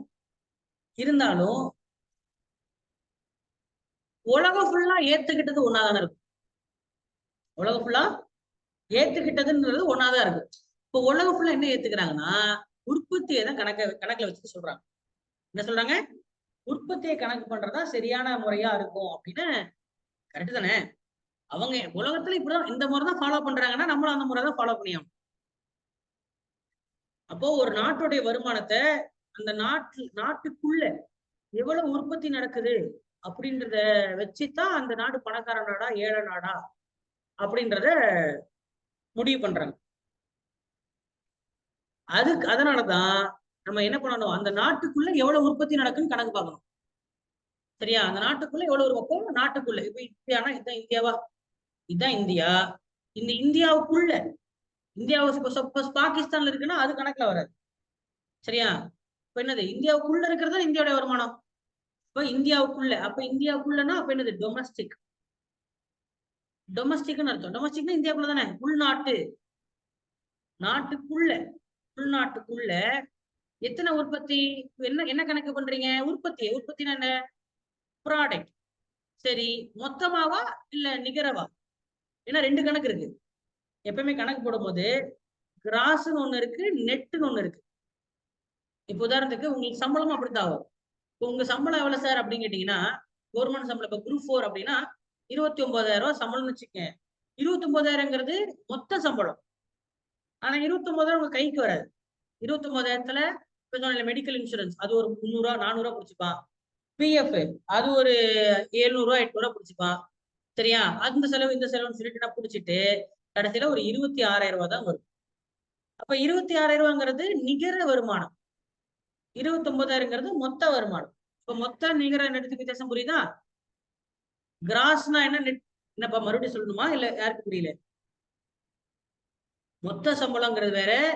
மொத்த சம்பளம்னா எந்த இதுவும் நீங்க கழிக்கலாம் இல்ல, ஃபுல்லா வர்றது. ஆனா அதை நீங்க ஃபுல்லா யூஸ் பண்ணிக்க முடியாது. நெட்டுங்கிறது தான் ஒருத்தனை யூஸ் பண்ணிக்க முடியும். இப்போ உதாரணத்துக்கு ஒரு தள்ளுவண்டி கடை இருக்கான்னு வச்சுக்கோங்க. தள்ளுவண்டிக்காரர் எவ்வளவுடா சம்பாதிக்கிற அப்படின்னு கேட்டேன்னா, எவ்வளவுடா சம்பாதிக்கிறேன்னா, சார் ஒரு நாளைக்கு எப்படி எவ்வளவு வியாபாரம் பண்ணுது அப்படின்னு கேட்பீங்களா? ஒரு கடைக்காரனுக்கு போனா கடைக்காரன் என்ன கேட்பீங்க, எவ்வளவு வியாபாரம் நடக்குது ஒரு நாளைக்கு அப்படின்னா, அது என்ன சார் ஒரு 300 400 பேர் வராங்க சார். ஒரு டீ கடைக்காரன் வச்சுக்கோ, டீ கடைக்காரன். அப்போ டீ கடைக்காரன் எவ்வளவுடா சம்பாதிக்கிற அப்படின்னா, ஒரு நாளைக்கு 400 டீ விற்பேன் சார் அப்படின்னு சொல்லுவான். இப்போ ஒரு டீ 10 ரூபான்னா ஒரு நாளைக்கு டீ எவ்வளவு வியாபாரம் பண்றான்? 4,000 ரூபாய் வியாபாரம் பண்றான். இப்போ வருமானம் 4,000 ரூபாயா? இருந்தாலும் அப்ப 4,000 ரூபாங்கிற கணக்கு என்ன கணக்கு? கிராஸ். புரியும் நினைக்கிறேன்.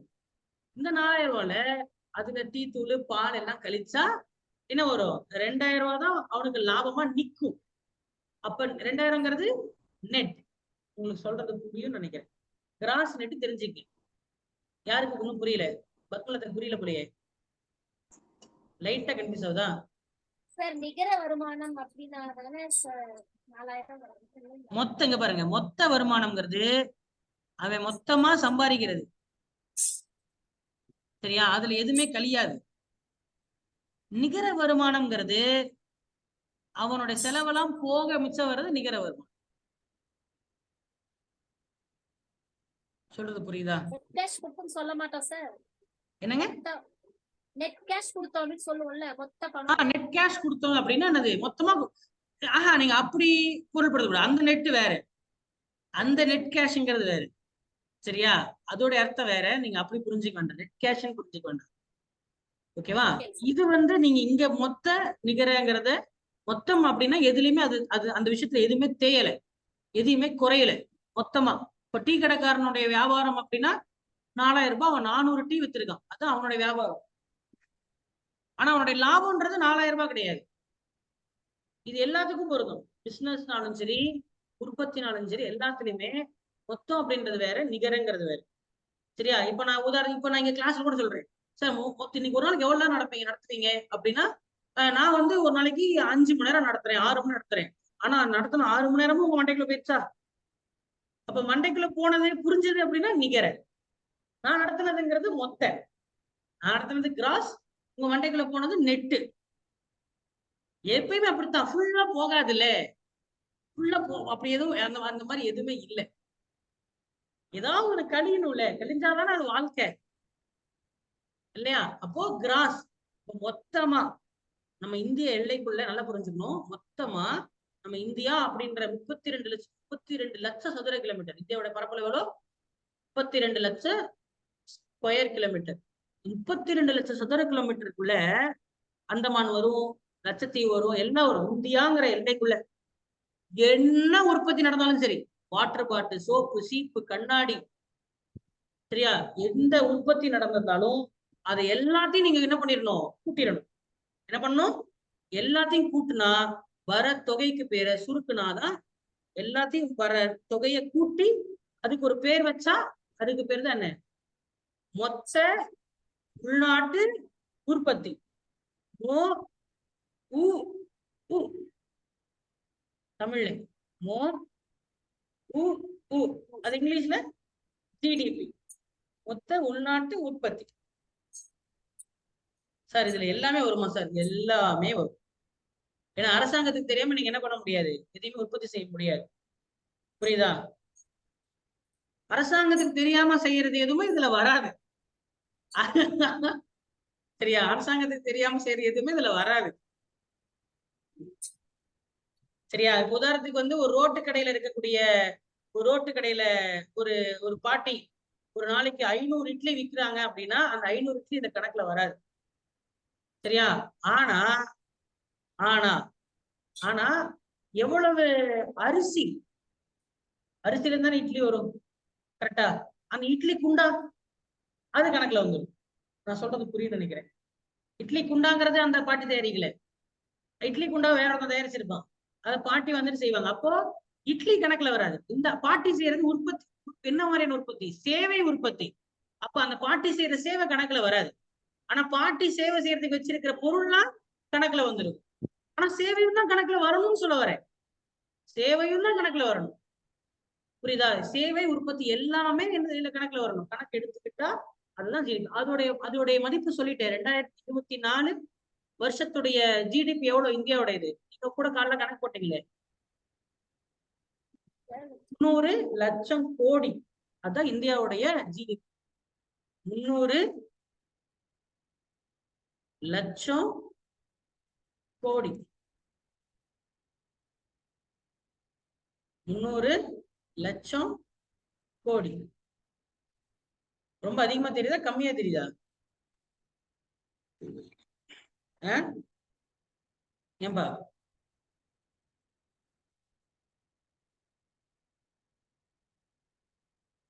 சொல்லுங்க.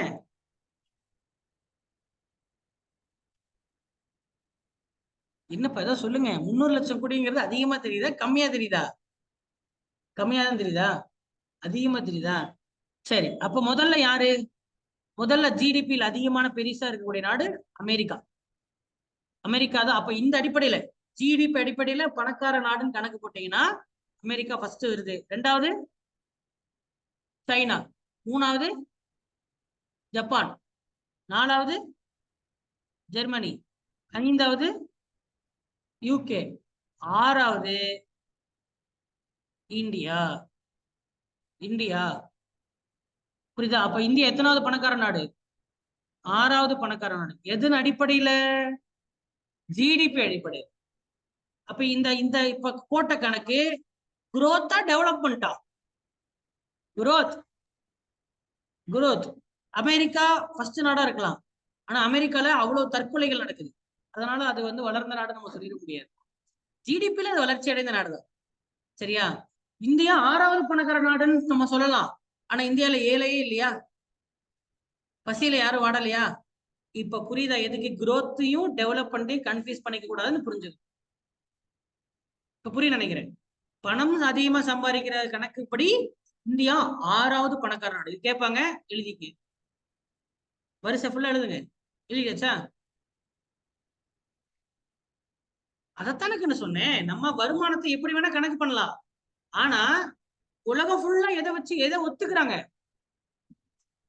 ஓ, அஜித் புத்திசாலியா இல்லையாங்கிறத எப்படி தெரிஞ்சுக்கிறது அப்படி கேட்டா பல விதம் இருக்கு. நான் கேட்கிற கேள்விக்கெல்லாம் பதில் சொன்னாலும் அஜித் புத்திசாலி தான், ஆனா உலகம் அதை ஏத்துக்காதே. குரூப் 4 பாஸ் பண்ணிட்டே இல்லையாங்கிற வச்சுதானே புத்திசாலியா இல்லையாங்கிற ஏத்துக்குது. ஆமாவா இல்லையா நான் சொல்றது? ஸ்கூல்ல எவ்வளவு மார்க் ஃபர்ஸ்ட் ரேங்கா, அப்ப பையன் புத்திசாலி அப்படின்றோம். அப்ப கடைசி மார்க் எடுக்கிறவங்க புத்திசாலி இல்லையா? உலகம் ஃபுல்லா ஏத்துக்கிற கணக்குன்னு ஒண்ணு இருக்குல்ல. ஃபர்ஸ்ட் ரேங்க் எடுத்தா புத்திசாலி, லாஸ்ட் ரேங்க் எடுத்தா மக்கு அப்படின்றது உலகம் ஏத்துக்குச்சு. ஆனா சரியா தப்பா சொல்ல முடியாதுல்ல. அந்த மாதிரிதான் இதை மட்டும் வச்சு எடுத்துக்கிறது பல விதமான கணக்குகள் இருக்கு. நான் தான் சொன்னேன், நிறைய விதத்துல கணக்கு பண்ணலாம். உலகம் எடுத்துக்கிட்டது இதுதான், ஜிடிபி தான். அப்ப அதன் அடிப்படையில நம்ம கணக்கு பார்க்கணும். புரியுதா இல்லையா அஜித்? என்ன வேற என்ன டவுட் எங்க இருந்துச்சு? 2023 படி இதுதான் கணக்கு. சரியா? 2023 படி America, China, Japan, Germany, UK, India. அப்போ இந்தியாவுக்கும் சைனாவுக்கும் பாருங்க எவ்வளவு வித்தியாசம் இருக்கு பாருங்க. நம்ம 3 ட்ரில்லியன் சம்பாதிச்சா சைனா எவ்வளவு சம்பாதிச்சிட்டு இருக்கான்? 17 ட்ரில்லியன். நம்ம எங்க போய் சேர? சைனாவை கம்பீட் பண்ணணும்னா இன்னும் நமக்கு சைனாவோட எல்லைக்கு வரதுக்கு 30 வருஷம் ஆகும். நம்மளை விட சைனா 30 வருஷம் முன்னாடி இருக்கு. சரியா? அப்படியும் பண்ணலாம், அப்படியும் பண்ணலாம். இல்லைன்னா சைனாவோட ஜனத்தொகையை கூட்டி விட்டுறலாம், அப்படி பண்ணலாம். இல்ல நம்மளோட ஜனத்தொகையை நம்ம குறைச்சு விட்டுறலாம். சரி, அப்படி பண்ணலாம். ஜிடிபி மாறாது, ஆனா நம்ம வளர்ச்சி இன்னும் என்ன பண்ணலாம், டெவலப்மெண்ட் கொஞ்சம் நம்ம சீக்கிரமா அடைஞ்சிடலாம். ஓகே, பட் இருந்தாலும் நாமினலா, அதாவது இது உற்பத்தி அடிப்படையில எவ்வளவு நடக்குது? 3 லட்சம் கோடி. அது கணக்கு ட்ரில்லியன்ல மாத்தினா 3.17 ட்ரில்லியன் டாலர். இப்ப இந்தியாவோட இலக்கு என்ன தெரியுமா? இப்ப 2024 என்ன பிளான் பண்ணிட்டாங்கன்னா, இன்னும் ஒரு 5 வருஷத்துக்குள்ள 5 ட்ரில்லியன் டாலரா மாத்தணும். 5 ட்ரில்லியன் எக்கானமிங்கிறது தான் இந்தியாவோட இலக்கு. கரண்ட் அஃபேர்ஸ்ல படிச்சிருப்பீங்க. 5 ட்ரில்லியன் டாலர் எக்கானமியா மாத்தணும் இந்தியாவை அப்படின்னு சொல்லி இப்ப சொல்லிட்டு இருக்காங்க. ஓகே, சரி, இப்ப இது புரிஞ்சிருக்கும்னு நினைக்கிறேன். ஜிடிபி. அப்ப தேசிய வருமானத்தை நம்ம எப்படி கணக்கிடுறோம்? ஜிடிபில கணக்கு பண்ணலாம். சரி, வேற என்ன இருக்கு? First GDP, right. அப்புறம் வேற என்ன இருக்கு? அப்புறம் பிசிஐ, பர் கேபிட்டா இன்கம். எப்படி கணக்கு பண்ணோம்? GDP divided by population. மக்கள் தொகையும் ஜிடிபி நமக்கு தெரிஞ்சா என்ன பண்ணிடலாம்? தனிநபர் வருமானத்தை கால்குலேட் பண்ணிடலாம். நீங்களே கணக்கு போட்டீங்களா? எவ்வளவு? 1,80,000 ரூபாய் கணக்கு போட்டீங்க. Very good. அப்போ உங்களுக்கு பிசிஐ இப்ப தெரிஞ்சிருச்சு. சரி, அடுத்தது ஜிடிபி மாதிரி என்டிபி. என்டிபின்னா என்ன? Net domestic product. அப்போ ஜிடிபிக்கும் என்டிபிக்கும் வித்தியாசம் இப்ப உங்களுக்கே புரிஞ்சிருக்கும். என்ன புரிஞ்சிச்சு? ஜீனா கிராஸ், நெட்னா நிகர. அப்ப ஏதோ கழியுதுங்க. என்ன கழியும் அப்படின்னா, நீங்க ஜிடிபில தேய்மானத்தை கழிச்சீங்கன்னா, டெப்ரிசியேஷன், ஜிடிபில டெப்ரிசியேஷனை கழிச்சீங்கன்னா உங்களுக்கு என்ன வந்துடும்? என்டிபி வந்துடும். அவ்வளவுதான். புரிஞ்சுச்சா? ஏன்னா தேய்மானம்னு ஒண்ணு இருக்குல்ல. ஒரு லேப்டாப்னு வாங்கினா அது ஒரு 4 வருஷம் இருக்கு. மொபைல் போன் வாங்கினா 2 வருஷம் இருக்கு. வண்டியா, காரா, 10 வருஷம் அதுக்கு லைஃப். அப்ப ஒவ்வொன்றுக்கும் ஒரு லைஃப் இருக்குல்ல. அப்ப அது கழியுமா கழியாதா? கழியும்.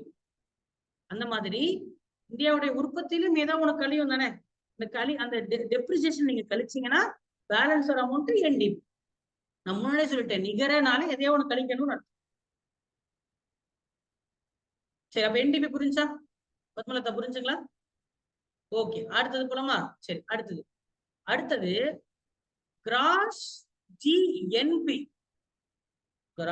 ஜினா கிராஸ், என்னன்னா நேஷனல் ப்ராடக்ட். இப்போ இது ரொம்ப உனக்கு உனப்பெல்லாம் வேண்டாம், நான் தெளிவா சொல்றேன் பாருங்க. ஜிடிபின்னா நம்ம எதை கணக்கு பண்ணோம்? கிராஸ் இந்தியாவுக்குள்ள ப்ராடக்ட், கரெக்டா? கிராஸ் இந்தியாவுக்குள்ள ப்ராடக்ட், அது டொமஸ்டிக் ப்ராடக்ட். அப்போ இந்தியாவுக்குள்ள அமெரிக்காக்காரன் கூகுள் அப்படின்னு ஒரு நிறுவனம் வச்சிருக்கான், கரெக்டா? அமெரிக்காக்காரன் கூகுள் அப்படின்னு ஒரு மைக்ரோசாஃப்ட், கூகுள், மைக்ரோசாஃப்ட், ஆப்பிள் காரன், ஹுண்டாய் கார் ஷோர். ஹுண்டாய் வந்து தென்கொரியா, சாம்சங்கும் தென்கொரியா. சாம்சங்கும் ஹுண்டாய் எல்லாம் இங்க தென்கொரியால உற்பத்தி பண்ணி பொருளை இங்க கொண்டாடுறானா? கிடையாது. எங்க இருக்கு? சென்னையில இருக்கு. சென்னை, ஸ்ரீபெரும்புத்தூர் இந்த மாதிரி இடங்கள்ல தான் என்ன பண்ணிருக்காங்க, ஃபேக்டரி வச்சிருக்காங்க. ஆப்பிளும் எங்கதான் இருக்கு? ஃபேக்டரி சென்னையில தான் இருக்கு. சென்னையில தான் அதெல்லாம் செட் பண்ணி நமக்கு விற்கிறான். அப்போ அப்போ வெளிநாட்டுக்காரன் இந்தியாவில் உற்பத்தி பண்ணாலும் ஜிடிபில கணக்குல வருமா வராதா? வருவோம். ஏன்னா இந்தியாவுக்குள்ள நம்ம தானே கணக்கு. அப்ப எழுதுங்க, வெளிநாட்டுக்காரன் இந்தியாவுக்குள்ள உற்பத்தி பண்ணாலும் அது ஜிடிபில கணக்குல வரும். அப்போ உற்பத்தி வெளிநாடா வெளிநாட்டுக்காரனா இந்தியாக்காரனான்னு நம்ம பிரிச்சு பார்க்கல. அது எதன் அடிப்படையில் பாக்குறோம்? இந்தியாவுக்குள்ள நடக்குதா? அதாவது 32 லட்சம் சதுர கிலோமீட்டருக்குள்ள நடக்கணும். அதான் கணக்கு. நமக்கு புரியுதா? இந்தியாவோட இல்ல, தமிழ்நாடு, குஜராத், 28 மாநிலம், 8 யூனியன் பிரதேசம். இந்த இடத்துக்குள்ள அது எந்த நாட்டுக்காரனா இருந்தாலும் சரி, எவனா இருந்தாலும் சரி, அவன் இந்த இடத்துக்குள்ள உற்பத்தி செஞ்சுட்டா அது ஜிடிபில கணக்குல வந்துடும். நான் சொல்றது புரியுதா? ஆனா இப்ப உங்களுக்கு ஒரு கேள்வி இருக்கலாம், சரிங்க சார், அப்ப இந்தியர்கள் சம்பாரிச்ச பணம் எங்க? உங்களுக்கு என்ன கேள்வி வரலாம்? இது இந்தியாவுக்குள்ள நடந்த கணக்கு தானே தவிர்த்து இந்தியன் சம்பாரிச்சது கிடையாது. ஏன்னா ஹுண்டாய் கம்பெனிக்காரனும், ஐபோன் காரனும், சாம்சங் காரனும், விளங்குதா? ஹோண்டா நிறுவனம், எத்தனை நிறுவனம் இருக்கு, கூகுள், மைக்ரோசாஃப்ட், அசென்சர், இதெல்லாம் வெளிநாட்டுக்காரர் சம்பாரிச்ச பணம். வெளிநாட்டுக்காரர் சம்பாரிச்ச, அப்ப இந்தியர்கள் சம்பாரிச்சதுங்கிறது நீங்க என்ன பண்ணணும்? இந்திய கம்பெனி மட்டும் தானே கணக்கு பண்ணணும். டாடா, ரிலையன்ஸ், மாருதி சுசுகி, அது சுசுகி வெளிநாட்டு கம்பெனி, மாருதி தான் இந்தியன் கம்பெனி, சரியா? மாருதி இந்த மாதிரி வந்து கொக்கோ கோலா பெப்சி வெளிநாடு இல்லையா? காராலன் அப்படின்னு ஒரு போலீஸ் வருது, அது இந்தியா. பொவன்டோ இந்தியா.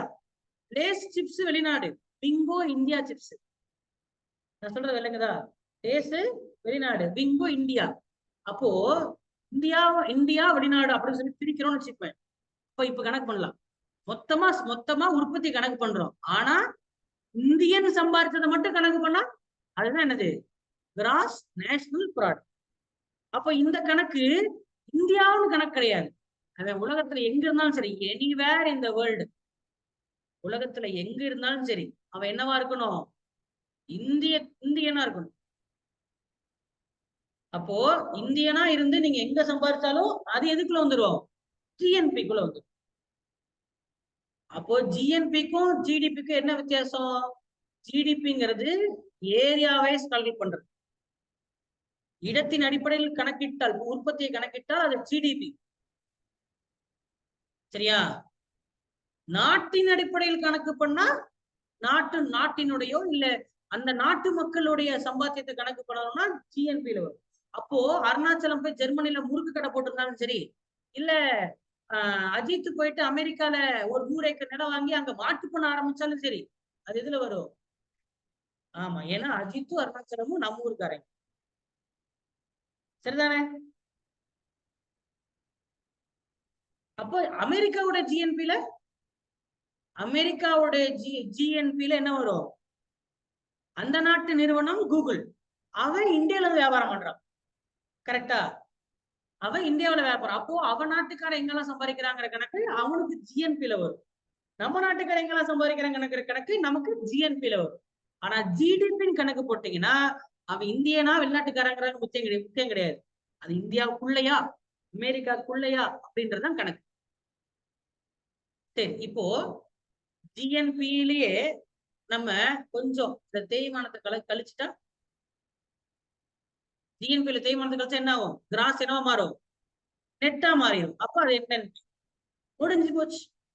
அப்ப மொத்தம் இது வரைக்கும் எத்தனை படிச்சிருக்கோம்? 5 படிச்சிருக்கோம். 5 இப்ப வரிசையா ஒரு டேபிள் போடவா? பாத்துட்டோம்னா ஈஸியா புரிஞ்சிடும். பிரியாக்கெல்லாம் லைட்டா புரியல போல. என்ன மேம் கரெக்ட் தானே? கன்ஃபியூஸ் கொஞ்சமா ஆகுது. ஒன்னும் பிரச்சனை இல்லை, பாத்துடலாம். இங்க பாருங்க, டொமஸ்டிக்கா நேஷனலா, கிராஸா நெட்டா அப்படின்னு சொல்லி போட்டுக்கிறோம். ஓகேவா? எல்லாம் பாக்குறது ஃபுல்லா என்னதான்? பாக்குறது ஃபுல்லாமே ப்ராடக்ட் தான். அந்த ப்ராடக்ட்ங்கிறது ஒரு பொருள் மட்டுமா? கிடையாது. பொருள் மற்றும் சேவை. இப்ப பொருளையோ சேவையோ, கூட்ஸையோ சர்வீஸையோ இந்தியா அப்படின்ற எல்லைக்குள்ள உற்பத்தி பண்ணா அது ஜிடிபி. அதுல தேய்மானத்தை கழிச்சீங்கன்னா, டெப்ரிசியேஷன் என்ன பண்ணணும்? தேய்மானத்தை கழிச்சா ஜிடிபிங்கிறது என்ன மாறிடும்? என்டிபியா மாறிடும். சரி, பொருளோ சேவையோ, மொத்தத்துல ஒரு பொருள் இல்ல ஒரு சேவை உற்பத்தி. அந்த உற்பத்தி இந்தியாக்காரன் எங்க சம்பாதிக்கிறான் அப்படின்ற கணக்கு போட்டீங்கன்னா அது கிராஸ் நேஷனல் ப்ராடக்ட். மொத்த உள்நாட்டு உற்பத்திங்கிறது ஜிடிபியில வரும். இங்க மொத்த இந்தியர்களின் உற்பத்தி, மொத்த இந்தியர்கள் அல்லது மொத்த தேசத்தின் உற்பத்தி கூட சொல்லலாம். மொத்த தேசத்தின் உற்பத்தி. அதுல டெப்ரிசியேஷன் கழிச்சா என்னன்னு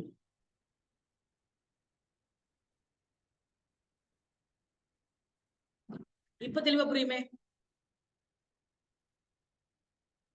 சரிதானே?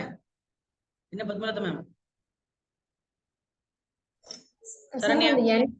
சார் ஜிஎன்பி சொன்னீங்களேங்க சார், அது வந்து நம்ம வெளிநாட்டுல வந்து சம்பாதிக்கிறது மட்டும் தான் வருமாங்க சார்? அதாவது இந்தியா விட்டு அதர் பிளேஸ் மட்டும்? அப்படி இல்லைங்க, இந்தியாக்காரன் எங்க சம்பாதிச்சாலும் கணக்குல வரும்னு சொல்றேன்.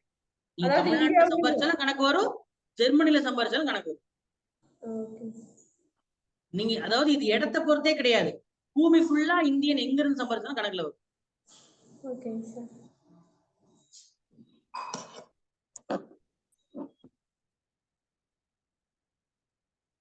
மொத்தத்துல அது இந்தியனுங்கிற கணக்கு தான், இடமே கணக்குல கிடையாது. இடத்தையும் நீங்க சேர்க்க வேண்டாம், இந்தியன் எங்க இருந்தாலும். இப்ப இந்தியர்கள் எத்தனை பேரு அப்படின்னா 120 கோடி மக்களா? 120 கோடி மக்கள் சம்பாதிக்கிற கணக்கு உற்பத்தி தான் ஜிஎன்பியோ இல்ல என்என்பியோ. சரியா? இது 160 கோடி, 160 crore people அந்த கணக்கு. இங்க அப்படி இல்லை, இது 32 லட்சம் சதுர கிலோமீட்டர் கணக்கு. 32 லட்சம் சதுர கிலோமீட்டர் கணக்கு.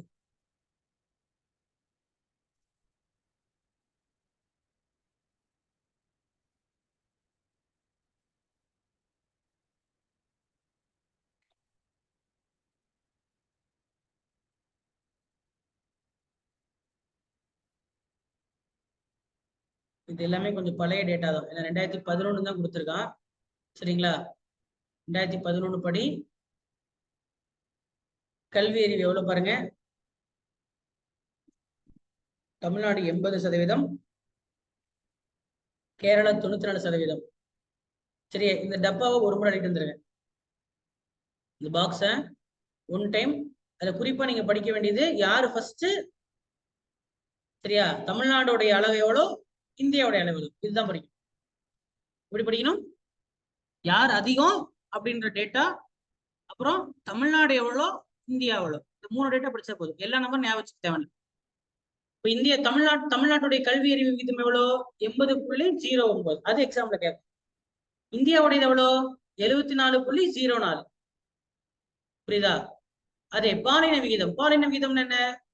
1000 ஆண்களுக்கு எவ்வளவு பெண்கள் இருக்காங்கிறதா பாலின விகிதம். சரி, அப்ப தமிழ்நாட்டுல எத்தனை 1000 ஆண்களுக்கு எத்தனை பெண்கள் இருக்காங்க? 996 பெண்கள் தான் இருக்காங்க. இந்தியாவுல 943 பெண்கள் தான் இருக்காங்க. சரியா? அப்ப இதுல ஃபர்ஸ்ட் யாரு? கேரளா. சரியா? 1000 ஆண்களுக்கு 1084 பெண்கள் எச்சா இருக்காங்க. 1084 இருக்காங்க. சரி, உயர்கல்வி உயர்கல்வி பாடம் செல்வது. இப்போ 10th நிப்பாட்டிட்டீங்கன்னா உங்களுக்கு வராது. 11th 12th எத்தனை பசங்க 11th 12th போறாங்க அப்படின்ற கணக்கு தான் இது. இதுல ஃபர்ஸ்ட் யார் வரா? இதுலயும் கேரளா தான் ஃபர்ஸ்ட் வராங்க. தமிழ்நாடு ஃபர்ஸ்ட் வராங்க. சரியா? தமிழ்நாடு ஃபர்ஸ்ட்ல வராங்க. ஓகேவா? இந்தியால 24.5. அப்போ இவன் கல்வி அறிவுல பெருசா இருக்கலாம். யாரு? கேரளா. ஆனா உண்மையில இந்த கல்வி அறிவு எப்படி நம்ம கணக்கு பண்ணுவாங்க? எழுத தெரிஞ்சிருக்கணும், பேச தெரிஞ்சிருக்கணும், படிக்க தெரிஞ்சிருக்கணும். அவ்வளவுதான். எழுத பேச படிக்க தெரிஞ்சாலே அவன் கல்வி அறிவுடையவன் தான். அவ்வளவுதான். எழுத கையெழுத்து போட தெரிஞ்சிருக்கும். சரியா? கையெழுத்து போட பஸ் போகுதுன்னா இது சேலம் பஸ், இது ஆத்தூர் பஸ், இது ஈரோடு பஸ்ன்னு படிக்க தெரிஞ்சா ஆமா. அப்புறம் பேச தெரியும். இதை வச்சாங்க கல்வி அறிவு முடிவு பண்றாங்க. இப்படிதான் முடிவு பண்ணிட்டு இருக்கான். புரியுதா? இதுதான் முடிவு பண்றான். அப்படி கணக்கு போட்டா இப்படி கணக்கு போட்டா எது முத மாநிலம்? கேரளா. ஆனா உண்மையில எத்தனை பேர் 12th படிச்சிருக்கா? 12th ஸ்கூல்ல 12th முடிச்சவங்க எத்தனை பேர் இந்தியாவுல ஃபர்ஸ்ட் எப்படி கேட்டீங்கன்னா தமிழ்நாடு தான் ஃபர்ஸ்ட். தமிழ்நாட்டுல இருக்கக்கூடிய 44% பேரு உயர்கல்வி படிச்சிருக்கான், 12th முடிச்சிருக்கான். அப்ப உண்மையில கல்வி அறிவு மிக்க மாநிலம்னா எதுன்னு சொல்லுவீங்க? தமிழ்நாடு தான். புரியுதா? தமிழ்நாடு தான் கணக்குப்படி. தமிழ்நாடு தான் கணக்கின்படி அதிகமான கல்வி அறிவு கொண்ட மாநிலம், அதிகமான மருத்துவர்களை உருவாக்கக்கூடிய மாநிலம், அதிக மருத்துவர்கள் இருக்கக்கூடிய மாநிலம். சரியா? அதிக இன்ஜினியர்ஸ் இருக்கக்கூடிய மாநிலம், நிறைய இன்ஜினியரிங் காலேஜ் இருக்கக்கூடிய மாநிலம், நிறைய மெடிக்கல் காலேஜ் இருக்கக்கூடிய மாநிலம். எல்லாமே தமிழ்நாடு தான் ஃபர்ஸ்ட். ஓகேவா? சரி, அவனே கொடுத்திருக்கான் பாருங்க. உயர்கல்வியில தமிழ்நாடு தான் முதலிடத்துல இருக்கு. ரைட். இதெல்லாம் வெரி பேசிக். அப்புறம் இந்த ஆக்ட் இதுவும் மேட்ச் தி ஃபாலோயிங்ல கேட்பா. இதுவும் ஒரு முறை. சரியா? இதுவும் ஒரு முறை. அப்படியே வருஷம் படிக்கிறீங்க, அவ்வளவுதான். தேசிய பசுமை தீர்ப்பாயம் 2010. சரியா? சுற்றுச்சூழல் பாதுகாப்பு சட்டம், வன பாதுகாப்பு சட்டம், வனவிலங்கு பாதுகாப்பு சட்டம் 1970. இதெல்லாம் என்ன பண்ணுவான்? இயர் மட்டும் கேட்பாங்க, வேற எதுவும் கேட்க தேவையில்லை. என்ன படிக்கணும்? இதெல்லாம் வேண்டாங்க, இதெல்லாம் போட வேண்டாம். நீங்க வருஷம் இந்த பேர் போட்டுக்கிறீங்க, கூடவே வருஷம் எழுதிக்கிறீங்க. One time. சரியா? அமர்த்தியா சென்னுடைய புத்தகம் பேர் என்ன? An Uncertain Glory. An Uncertain Glory என்கின்ற புத்தகம் தான் அமர்த்தியா சென் எழுதிய புத்தகம். இதுவும் கேட்பான். அன்சர்டன் குளோரி என்ற புத்தகத்தை எழுதியாரு? அமர்த்தியா சென். அமர்த்தியா சென் முதல்ல யாரு? அவர் ஒரு பொருளாதார நிபுணர் மற்றும் அவரு நோபல் பரிசு வாங்கியிருக்க இந்தியர். பொருளாதாரத்தில் நோபல் பரிசு வாங்கிய ஒரு இந்தியர் அமர்த்தியா சென். என்ன சொல்றாரு? என்ன, யார் இவரு? அன்சர்டன் குளோரி என்கின்ற ஒரு புத்தகத்தை எழுதியிருக்காரு. சரியா? பொருளாதார நிபுணர், பொருளாதாரத்துல நோபல் பரிசு வாங்கினவர். ஏன்னா உயர்ந்த பரிசு என்னது? நோபல் பரிசு தான். அதுக்குன்னு புத்திசாலினா நோபல் பரிசு வாங்கியிருக்கோத புத்திசாலி அப்படின்னு கணக்கு போட முடியாது. அதான் சொல்றேன், இதெல்லாம் கணக்குப்படி மாறும். ஓகே, சரி. என்னப்பா டவுட்டா? அன்சர்டன் குளோரி, அன்சர்டன் குளோரின்ற புத்தகம் பாத்துக்க. தமிழ்ல சார். என்னங்க மேடம்? தமிழ்ல என்ன கேக்குறீங்க? இல்ல சரிங்களா? ஓகே, அப்போ இதுல 2 ஹோம்வொர்க் கொடுத்துருக்கேன். ஒண்ணு என்ன? இந்த டேபிள்ல இருக்கிற டேட்டா, இந்த பக்கம் டேட்டா இருக்குல்ல, இந்த டேட்டா, இது இது இது இதெல்லாம் ஒன் டைம் எழுதிட்டு வந்துடும். ஃபுல்லா வேண்டாம். தமிழ்நாடு இந்தியா மட்டும் படிச்சுட்டாங்க. ஓகேவா? அப்புறம் இது ஃபுல்லா வேண்டாம். சட்டமும் வருஷமும் அது மட்டும் போதும். One time. ஓகேவா? ஃபர்ஸ்ட் லெசன் முடிஞ்சு. ஃபர்ஸ்ட் லெசன் முடிஞ்சு.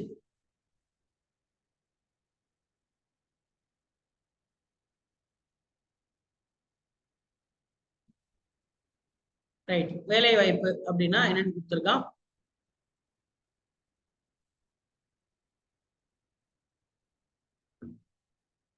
இது ஆல்ரெடி பார்த்ததுதான். முதன்மை தொழிலுங்கிறது விவசாயம். இதெல்லாம் வந்து மண்ணில இருந்தோ இல்ல பொதுவா மண்ணில இருந்து கிடைக்கிறது எல்லாமே வந்து என்ன வரும், மண்ணில இருந்தோ கல்லுல இருந்தோ நமக்கு இயற்கையில இருந்து கிடைக்கக்கூடிய விஷயத்த நம்ம எடுத்தோம்னா அது பிரைமரியில வரும். அது என்ன பண்றோம், அதுல ஏதாவது ஒரு மதிப்பை கூட்டுனா, நல்லா புரிஞ்சுக்கணும். மதிப்பு கூட்டுதல் அப்படின்னா என்ன? மதிப்பு கூட்டுதல், வேல்யூ ஆடட். மண்ணிலிருந்து, சரியா, எல்லாம் இயற்கையிலிருந்து, இயற்கையிலிருந்து ஒரு பொருள் எடுக்கிறோம் அப்படின்னா அது இதுல வரும், முதன்மை தொழிலா வரும்.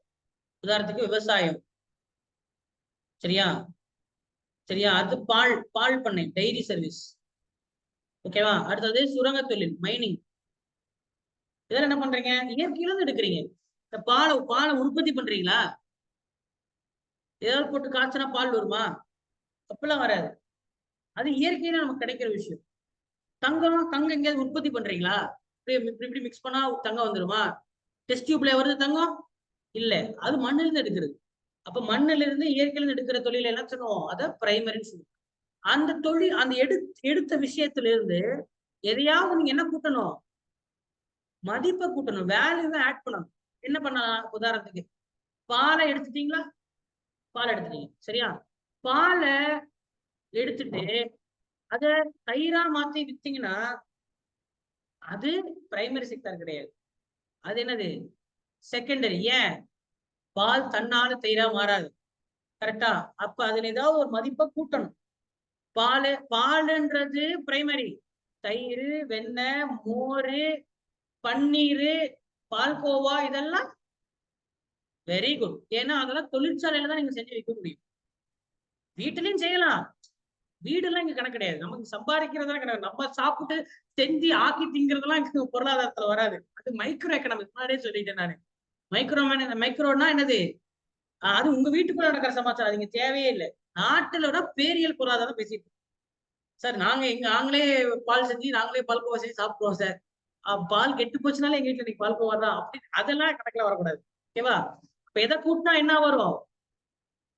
மதிப்பு கூட்டினாதான் வரும். மதிப்பு ஒவ்வொரு நிலையிலும் மதிப்பு கூட்டிக்கிட்டே போகும், சரியா. மதிப்பு கூட்டுதல் ஞாபகம் வச்சு, மதிப்பு கூட்டுதல், வேல்யூ ஆடட், வேல்யூ ஆடட். சரி, அப்போ இதுல என்ன சொல்லலாம்? இதுதான் நம்ம தொழிற்சாலை, சரியா. உற்பத்தி தொழிற்சாலை, அது சின்ன சைஸா இருந்தாலும் பெரிய சைஸா இருந்தாலும் அதெல்லாம் கணக்கு கிடையாது, சரியா. சின்ன சைஸா இருந்தா என்ன சொல்லுவோம்? ஸ்மால் ஸ்கேல் அப்படி சொல்லுமா? Small scale. அப்புறம் அதை விட்டா இல்ல, அதை விட்டா மீடியம் இருக்கே. மீடியம் இருக்கு, அதாவது லட்சங்கள்ல 10 லட்சம் அப்படின்ற அளவுக்கு ஒருத்தர் வியாபாரம் பண்றான்னா ஸ்மால் ஸ்கேல். 1 கோடியில வியாபாரம் பண்றான்னா 1 கோடி 10 கோடி அப்படி வியாபாரம் பண்றா மீடியம் ஸ்கேல். தெரியுமா? தெரியுமா? எழுதிக்க. லட்சம் டு 1 கோடி ஸ்மால், 1 to 10 இல்ல 1 to 50 கோடிங்கிறது மீடியம், சரியா. 100 to 1000, 100 to 1 லட்சம் அப்படின்னு கணக்கு பண்றவே லார்ஜ். 100 கோடியில பண்ணாதான் அவன் லார்ஜே. இவன் 1 to 100 லட்சம், இவன் 5 கோடி டு 5 கோடி இல்ல 50 கோடி வச்சிருக்கேன், சரியா. 100 crore 50 கோடிக்கு மேல பண்றவன் தான் என்னது? Large industry. தொழிற்சாலைகள், உற்பத்தி இதெல்லாம் வருது. கட்டுமானம், சரி. டெர்ஷரி மூன்றாம் நிலை, இது ஆல்ரெடி நடத்திட்டேன், சரியா. இப்போ இப்படி இந்த உற்பத்தி பண்ணிட்டா அது தானா போய் வித்துறாது, அதை எங்கிட்ட விற்கணும், கரெக்டா. யார் விற்பா? எப்படி விற்ப? போயிட்டு மக்கள்கிட்ட போய் எதை உற்பத்தி பண்ணாலும் உற்பத்தி பண்றது எதுக்கு? போய் டிச்சில கொட்டுறவா? இல்ல, விற்கணும். You have to sell, make profit. அப்போ அதை விற்கிறதுக்கு ஒருத்தன் தேவைப்படுறான். நீ நீ சர்க்கரை உற்பத்தி பண்ணலாம். கரும்பு எடுத்தா கரும்பு எடுக்கிறவன் பிரைமரி, கரும்பை சர்க்கரையா மாத்துறவன் செகண்டரி, அந்த சர்க்கரையை விற்கிறவன் சூப்பர் மார்க்கெட், அவன் டெர்ஷியரி. ரீட்டைல், அதுல என்ன வருது? ரீட்டைல் வருது, ஹோல்சேலும் வருது. ஹோல்சேல்னா மொத்த வியாபாரி, ரீட்டைல்னா சில்லறை வியாபாரி. இது உங்களுக்கு தெரியும். ரீட்டைல்னா மொத்த வியாபாரி, ஹோல்சேல்னா சில்லறை வியாபாரி. இப்ப இதுல புதுசா இ காமர்ஸ் வேற வந்துருச்சு. இ காமர்ஸ்னா இணைய வர்த்தகம். அவன் ரீட்டைலும் கிடையாது, ஹோல்சேலும் கிடையாது. அவன் யாரு? ரெண்டும் பண்ணுவான். சரி, ஆனா போன்ல பண்ணலாம். போன்ல கடை போட்டு வச்சிருக்கான். யாரு? அமேசான். அமேசான், பிளிப்கார்ட், அப்புறம் வேற என்ன, மீசோ, அப்புறம் வேற என்ன, இன்னும் நிறைய இருக்கே. எல்சியூவா? அஜியோ சார். அஜியோ. அஜியோ, ஓகே. அஜியோ, அப்புறம் என்னமோ சொல்றீங்க, எனக்கு தான் புரிய மாட்டேங்குது. சரி, நிறைய இருக்கு மொத்தத்துல. ஓகேவா? ஓகே, அதெல்லாம் இ காமர்ஸ். மொத்தத்துல அவனுங்களோட வேலை என்ன? அவனுங்களும் உற்பத்தியில பண்ணல, அவனுங்க வாங்கி விக்கிறானுங்க. அவன் சேவையை தான் பண்றான். சரி, இப்ப இதுலயே இது 3 முடிஞ்சா 3 துறைகள் இருக்கு. இதுலயே கவர்மெண்ட் கரெக்டா, அரசாங்கத்துறை, கல்வி. இப்ப நம்ம நடத்துறோம் எஜுகேஷன். சரியா, எஜுகேஷனலா இருக்கட்டும், சரியா, ஸ்கூல்ஸா இருக்கட்டும், காலேஜ், புரியுதா? அப்புறம் வேற என்ன? அப்புறம் கவர்மெண்ட் ஆபீசர், நீங்க குரூப் 1, குரூப் 2, குரூப் 4 ஆபீசர்ஸ். சரியா, அப்புறம் டாக்டர், சரியா, ஆடிட்டர், லாயர். இவனுங்களும் இதுல வராங்க. இவங்களும் இதுல வராங்கன்னா இவங்க 4ஆம் துறை, குவார்டர்னரி. சரியா, ஏன்னா நம்ம செய்யறது லாயருக்கோ டாக்டருக்கோ வந்து மண்ணுல இருந்து வரக்கூடிய பொருளை மதிப்பு கூட்டில ஒண்ணு செய்யலையே. முத 3ம் ஒண்ணுக்கு அடுத்தடுத்து வர்ற விஷயம். பருத்தி, சரியா, பருத்தி பூ எடுத்து பருத்தியா ஜின்னிங் ப்ராசஸ் மூலியமா அதை நூல் ஆக்குறவன் ஒருத்தன், அதை சட்டையா மாத்திரம் இன்னொருத்தன். சரியா, சட்டை விற்கிறவன் கடைக்காரன். சரி, அப்ப ஒவ்வொரு கட்டத்துல என்ன ஆகுது? கூட்டுது. ஆனா டாக்டருக்கு இது சம்பந்தமே இல்லையே. டாக்டர் என்ன பண்றா? டாக்டர் எங்கேயாவது மண்ணுல இருந்து வரக்கூடிய பொருளை எடுத்து மதிப்பு கூட்டி ஏதாவது யூஸ் பண்றான். லாயர், டாக்டர், அக்கௌண்டன்ட், ஆடிட்டரு, சரியா, ஐடி கம்பெனி, இவங்களுக்கு எல்லாம் எதுல வருவாங்க? இவங்கெல்லாம் எதுல வராங்க? 4ஆம் துறை, குவார்டர்னரி. தமிழ்ல 4ஆம் துறை தான். சரியா, இதுக்கு ஒரு படி மேல சயின்டிஸ்ட். சரியா, சயின்டிஸ்ட், ஐஏஎஸ் ஆபீசர்ஸ். சரியா, அதாவது இருக்கிறதுல உயர் மட்டத்துல இருக்கிறவங்க. Prime ministers, MP, MLAs. சரியா, இருக்கலே உயர் மட்டத்துல வர்றவங்க சயின்டிஸ்ட், ஐஏஎஸ். அதாவது சிம்பிளா சொன்னா 1.5 லட்சம் 2 லட்சம் சம்பளம் வாங்குறவன். சரியா, ஒரு கம்பெனியோட சிஇஓ. அதிகாரமிக்க போஸ்ட் இருக்கணும். எப்படி இருக்கணும்? அதிகாரமிக்க போஸ்ட் இருந்தா அவன் 5ஆம் கட்ட, 100 கட்டமா? ஆமா, 100 கட்டம். சரியா, இவனுக்கு பேரு தங்க காலர். பேர் என்ன? தங்க காலர். ஒயிட் காலர் கிடையாது, கோல்டு காலர். நான் காலர், கோல்டு. தங்க காலர். தங்க காலர் உடையவர்கள் யாரு? Scientist, IAS officers, IPS. அதான் உயர் பதவியில வர்றவங்க எல்லாருமே. சொல்றது புரியும் நினைக்கிறேன். அப்படின்னு 5 துறைகள் இருக்கு. அதை பத்தி இங்கே கொடுத்திருப்பான். எனக்கு தெரிஞ்சு அதெல்லாம் கொடுத்திருக்க மாட்டேன். கொடுக்கல இல்லையா? கொடுக்கல. சரியா? என்னப்பா சார்? அப்ப வங்கி எல்லாம் எதுக்கு சார் வரும்? வங்கியா? வங்கிங்கிறது குவார்டர்னரில தான் வரும். பேங்கிங் சர்வீஸ்ங்கிறது வங்கி குவார்டர்னரில தான் வரும். டெர்ஷரி, சரி, வங்கி வந்து 3ஆம் நிலை. சரி, எழுதிக்கங்க பாருங்க. டிரான்ஸ்போர்ட், இன்சூரன்ஸ், பேங்கிங், ட்ரேடு, நான் கவர்மெண்ட் சர்வீசஸ், கவர்மெண்ட் சேவைகள். சரியா, இது எல்லாமே டெர்ஷரி. கவர்மெண்ட் ஆபீசர்ஸ்ங்கிறவங்க குவார்டர்னரி. டாக்டர், இன்ஜினியர்ஸ், இவங்கெல்லாம் குவார்டர்னரி. அதுவே உயர் மட்டத்தில் இருக்கிறவங்க குயினரி. சரி, அதுக்கப்புறம் என்ன? செக்டரா பிரிக்கிறாங்க. தொழிலை எப்படி பிரிக்கிறாங்கன்னா, ஆர்கனைஸ்ட் அண்ட் அன்ஆர்கனைஸ்ட் செக்டரா பிரிக்கிறாங்க. தொழில் எப்படி பிரிக்கிறாங்க? இப்ப நம்ம பார்த்ததெல்லாம் எப்படி, என்ன மாதிரியான பொருளை அவங்க உற்பத்தி பண்ணி சேவை பண்றாங்க வச்சு பார்த்துக்கோம். என்ன மாதிரியான பொருளை அவன் உற்பத்தி பண்றான், இல்ல என்ன மாதிரியான சேவையை கொடுக்குறான் அப்படின்னு வச்சுதான் நம்ம 5ஆ பிரிச்சிருக்கோம். கரெக்டா? இப்போ அவன் என்ன மாதிரியான துறையில இருக்கான் அப்படின்ற ஒரு விஷயம் செக்டாரா பிரிக்கிறோம். துறை எப்படி பிரிக்கிறோம்னா, ஒண்ணு ஆர்கனைஸ்ட், ஒழுங்குமுறை செய்யப்பட்ட அல்லது ஒழுங்குமுறை செய்யப்படாத. அன்ஆர்கனைஸ்ட், ஒழுங்குமுறை செய்யப்பட்ட, ஒழுங்குமுறை செய்யப்படாது. ஒண்ணும் இல்ல. ஆர்கனைஸ்ட் அப்படின்னா ஒரு கம்பெனியோடைய இல்ல ஒரு கவர்மெண்டோடைய பார்வைக்குள்ள வந்து அவங்க ஆர்கனைஸ்ட். கவர்மெண்ட் உடைய பார்வைக்குள்ள வந்து அவங்க ஆர்கனைஸ்ட். சரியா? கவர்மெண்டோடைய பார்வையிலே வராம சின்ன லெவல்ல செய்யறவங்க, சரியா, சின்ன லெவல்ல செய்யறவங்க அவங்க அன்ஆர்கனைஸ்ட். கவர்மெண்டோடைய பார்வையில வரமாட்டாங்க. இப்ப சாப்பாடு எடுத்துக்கிட்டீங்கன்னா அடையார் ஆனந்த பவன் ஸ்வீட்ஸ் அப்படின்னு ஒண்ணு இருக்கா? அடையார் ஆனந்த பவன் ஸ்வீட்ஸ்னு ஒண்ணு இருக்கா? வேற என்ன தெரியும்? வேற ஏதோ பெரிய ஹோட்டல் சொல்லுங்க.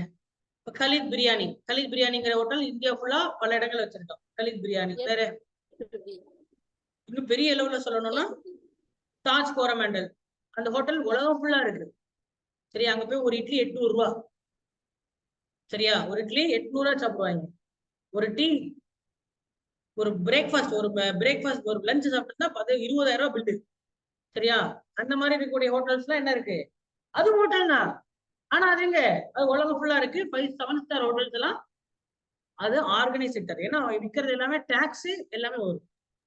இதே இப்போ ரொம்ப நார்மலா ஒரு சின்ன லைசன்ஸ் வாங்கி, சரி, உணவுத்துறையில இருந்து சின்ன லைசன்ஸ் வாங்கி சின்ன லெவல்ல செய்யறவங்க, இல்ல தள்ளுவண்டியில செய்யறது, அது அன்ஆர்கனைஸ்ட்.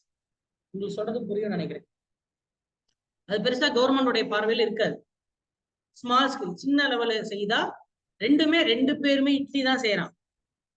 அந்த இட்லி ஆர்கனைஸ்ட் இட்லி. ஒரு ஆர்கனைஸ்டான ஒரு நிறுவனம், ஒழுங்குமுறை செய்யப்பட்ட ஒரு கட்டமைக்கப்பட்ட ஒரு நிறுவனத்தால் தயாரிக்கப்படக்கூடிய ஒரு இட்லி. சரியா? எந்த நிறுவனமும் இல்லாம ஒரு தனி மனிதனோ இல்ல அவங்க ஹஸ்பண்ட் ஒய்ஃபோ இல்ல மாமா மச்சானோ இல்ல ஃப்ரெண்ட்ஸா சேர்ந்து சின்ன லெவல்ல சும்மா ஒரு 50,000 60,000 அப்படின்னு காசை போட்டு ஒரு தள்ளுவண்டியில செய்யக்கூடியது என்னது? அதுவும் இட்லி தான். ஆனா அது அன்ஆர்கனைஸ்ட் இட்லி, இது ஆர்கனைஸ்ட் இட்லி. இந்த இட்லி 8 ரூபா 6 ரூபாய், அந்த இட்லி 800 ரூபாய். சரியா? இல்ல 40 ரூபாய். 8 ரூபாய் கிடையாது, 40 ரூபாயில இருந்து ஆரம்பிக்கும். சரியா? ஆமா, ஆமாவா இல்லையா? அப்ப என்னது? அப்போ ஆர்கனைஸ்டா செய்யறான். அவ்வளவு வித்தியாசம். அவன் என்ன பண்றான்? அவன் சேவையை கூட்டிட்டே போறான். உள்ள வந்தீங்கன்னா உங்களுக்கு ஒரு ஏசி இருக்கு. சரியா? அப்ப அதுவும் தானே அந்த இட்லியில இட்லி மாவு மட்டுமா? இட்லி மாவு, சோடா உப்பு, அது மட்டுமா? அப்புறம் அரைச்ச காசு, சுட்ட காசு மட்டும் தான் கணக்குல வருது? கிடையாது. அதே இட்லியில தான் அந்த இட்லியை அந்த தட்டுல கொண்டாந்து உங்களுக்கு கொடுக்குறான் பாத்தீங்களா? அவன் ஒரு 100 அடி நடப்பான் அடுப்பங்கரையில இருந்து இது வரைக்கும். கரெக்டா? அதுவும் அந்த இட்லியில தான். அவனுடைய சம்பளமும் இட்லிக்குள்ளதான் இருக்கு. ஏசி, உள்ள ஏசி இருக்கா? அதுவும் அந்த இட்லிக்குள்ளதான். அந்த சம்பளம் இட்லிக்குள்ளதான் ஒளிஞ்சிருக்கு. கரெக்டா? அப்புறம் ஜிஎஸ்டி, அதை முட்டுட்டோமே, அதுவும் அந்த இட்லிக்குள்ளதான் இருக்கு. சரியா? அவன் எவ்வளவு வியாபாரம் எவ்வளவு இட்லி வித்தானோ அவன் கவர்மெண்ட்டுக்கு கணக்காட்டணும். ஆனா இவங்க எவ்வளவு இட்லி வித்தாலும் கவர்மெண்ட்டுக்கு கணக்காட்ட தேவையில்லை. சரியா? ஆனா 2 பேரும் உணவு பாதுகாப்பு வாங்கியிருக்கு. சரியா? இவன் அப்புறம் பள்ளி கிள்ளிய போட்டு பண்ணிட்டானா பிரச்சனை. அதுக்கு நீங்க போட மாட்டான்னு இல்லை. மொத்தத்துல உணவு பாதுகாப்புங்கிறத வச்சு நம்ம ஆர்கனைஸ்ட் அன்ஆர்கனைஸ்டா, ஏன்னா சின்ன தள்ளுவண்டிகள்லாம் இப்ப ஃபுட் சர்டிஃபிகேட் வச்சிருக்கணும் கட்டாயப்படுத்திட்டாங்க. அது முனிசிபாலிட்டி கவர்மெண்ட் கொடுக்கும். முனிசிபாலிட்டியோட நகராட்சி என்ன பண்ணுவாங்க? உணவு சான்றிதழ் மாதிரி வாங்கிட்டு நான் சேஃப்டியா பண்றேன் அப்படின்னு சான்றிதழ் வாங்கிக்கிறாங்க. அதனால அது ஆர்கனைஸ்ட் வந்துடாது. டாக்ஸ் இப்படி வச்சுக்கலாமா? டாக்ஸ் கட்டுறவன் ஆர்கனைஸ், டாக்ஸ் கட்டாதவன் அன்ஆர்கனைஸ். அப்படி வச்சுட்டா கரெக்டா உங்களுக்கு புரியும். டாக்ஸ் கட்டின ஆர்கனைஸ், நான் டாக்ஸ் அன்ஆர்கனைஸ். அதுக்கப்புறம் இது நீங்க இப்ப இவ்வளவு படிச்சாலும் நான் சொல்றதா இருக்கும். சரியா? நான் புரிஞ்சுட்டு பண்ணாலும் சார் ஓகேவா? சரி, இப்போ எந்த துறை இந்தியால இருக்கு? எந்த துறை இந்தியால இருக்கு? அது அப்டேட்டடா பார்ப்போம்.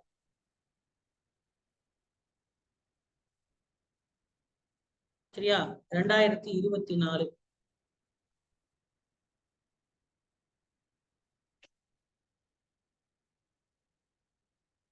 தெளிவா பாருங்க. இப்ப பாருங்க, இந்தியாவோட எக்கனாமி அப்படி பார்க்கும்போது பிஸ்கல் இயர் என்ன? பிஸ்கல் இயர் நிதி ஆண்டு. எழுதிக்க. நிதி ஆண்டு 1 ஏப்ரல் முதல் 31 மார்ச் வரை நிதியாண்டு.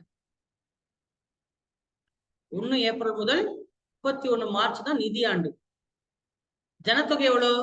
ஜனத்தொகை 142 கோடி. 142 கோடி.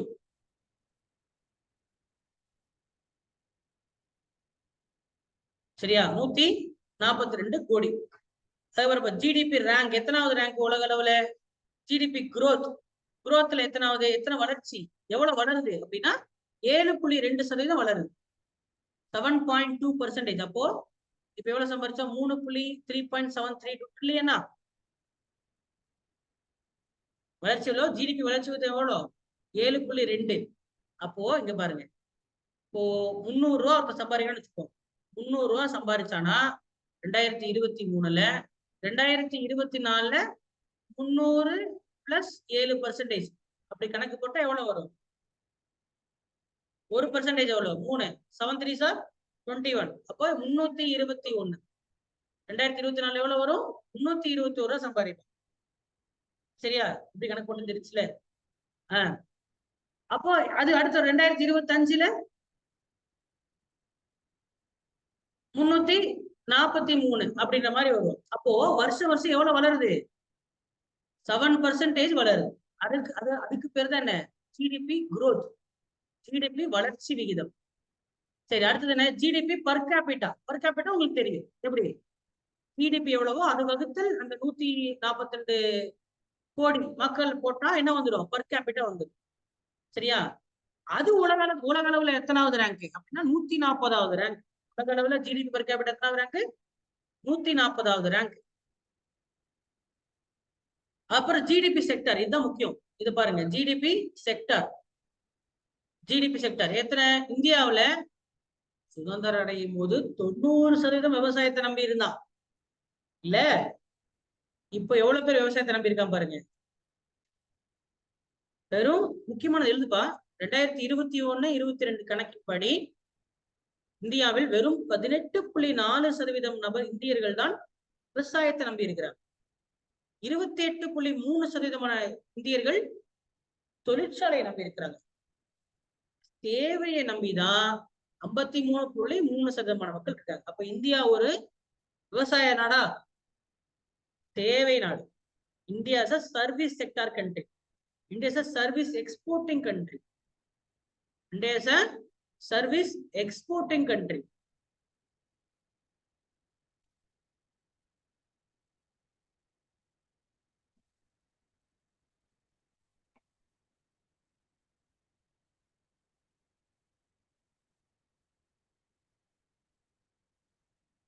சரியா?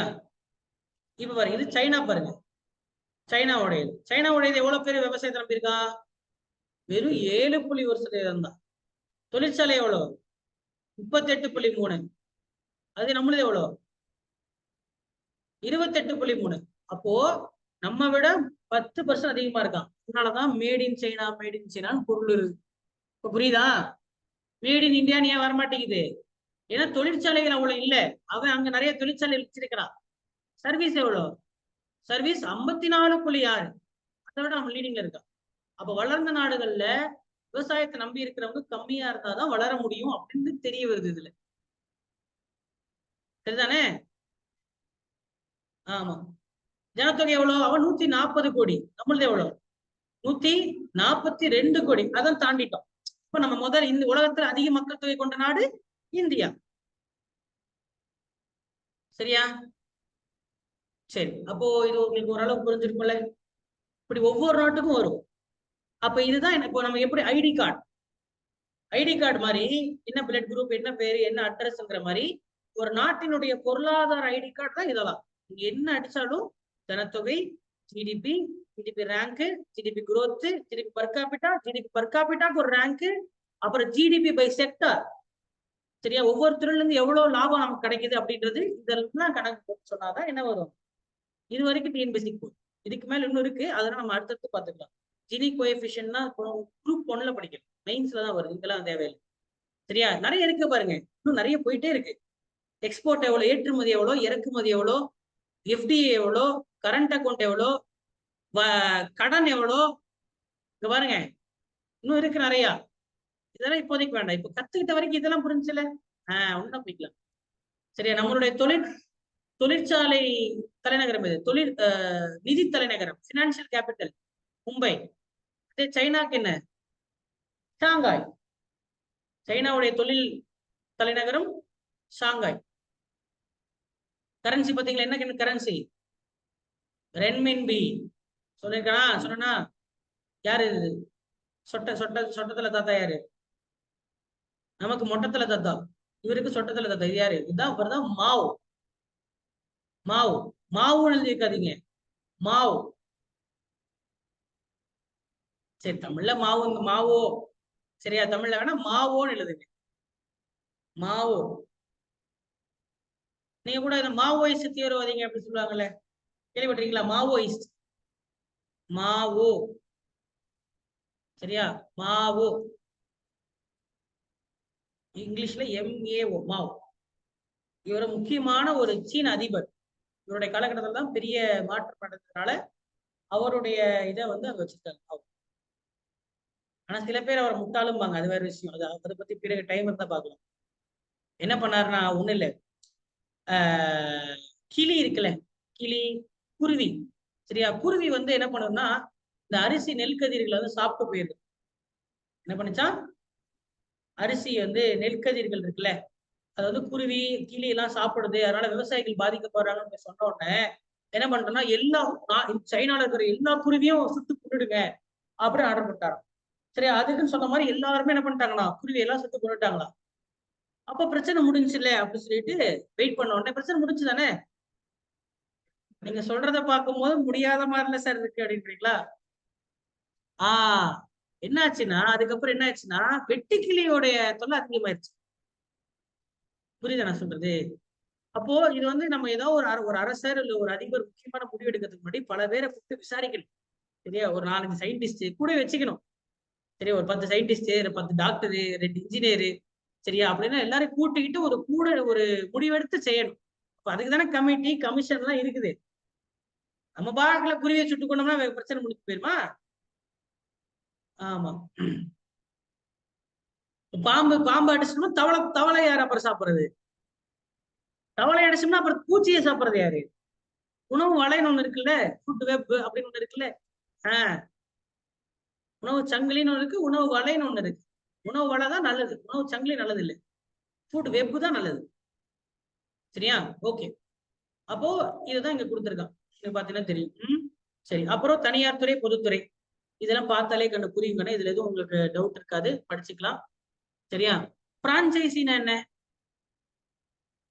மேபி உங்களுக்கு தெரியாத வார்த்தையா இருக்கலாம், அதனால சொல்றேன், ஓகேவா? சோல் ட்ரேடர்னா தனிநபரை ஒருத்தர் செய்யறது. பார்ட்னர்ஷிப்னா சேர்ந்து 2 பேர் சேர்ந்து, குறைஞ்சது 2 பேர் இருக்கணும், அதிகபட்சமா 20 பேர் இருக்கலாம். அதிகபட்சமா 20 பேர் எழுதிங்க, குறைஞ்சது 2ல இருந்து அதிகபட்சமா 20 பேர் இருந்தா அது பார்ட்னர்ஷிப். பிரைவேட் லிமிடெட் அப்படின்னா பார்த்திருப்பீங்களே, பிரைவேட் லிமிடெட் அப்படின்னு வருமே, சரியா? பிரைவேட் லிமிடெட் அப்படின்னு எடுத்துக்கிட்டீங்கன்னா அது கம்பெனிஸ் ஆக்ட் மூலியமா பதிவு செஞ்சிருக்கு. நான் சொல்றேன், அது உங்களுக்கு அது ஸ்கூல் புக்ல இல்ல, சின்னதா கொடுத்துருக்கான், சரியா?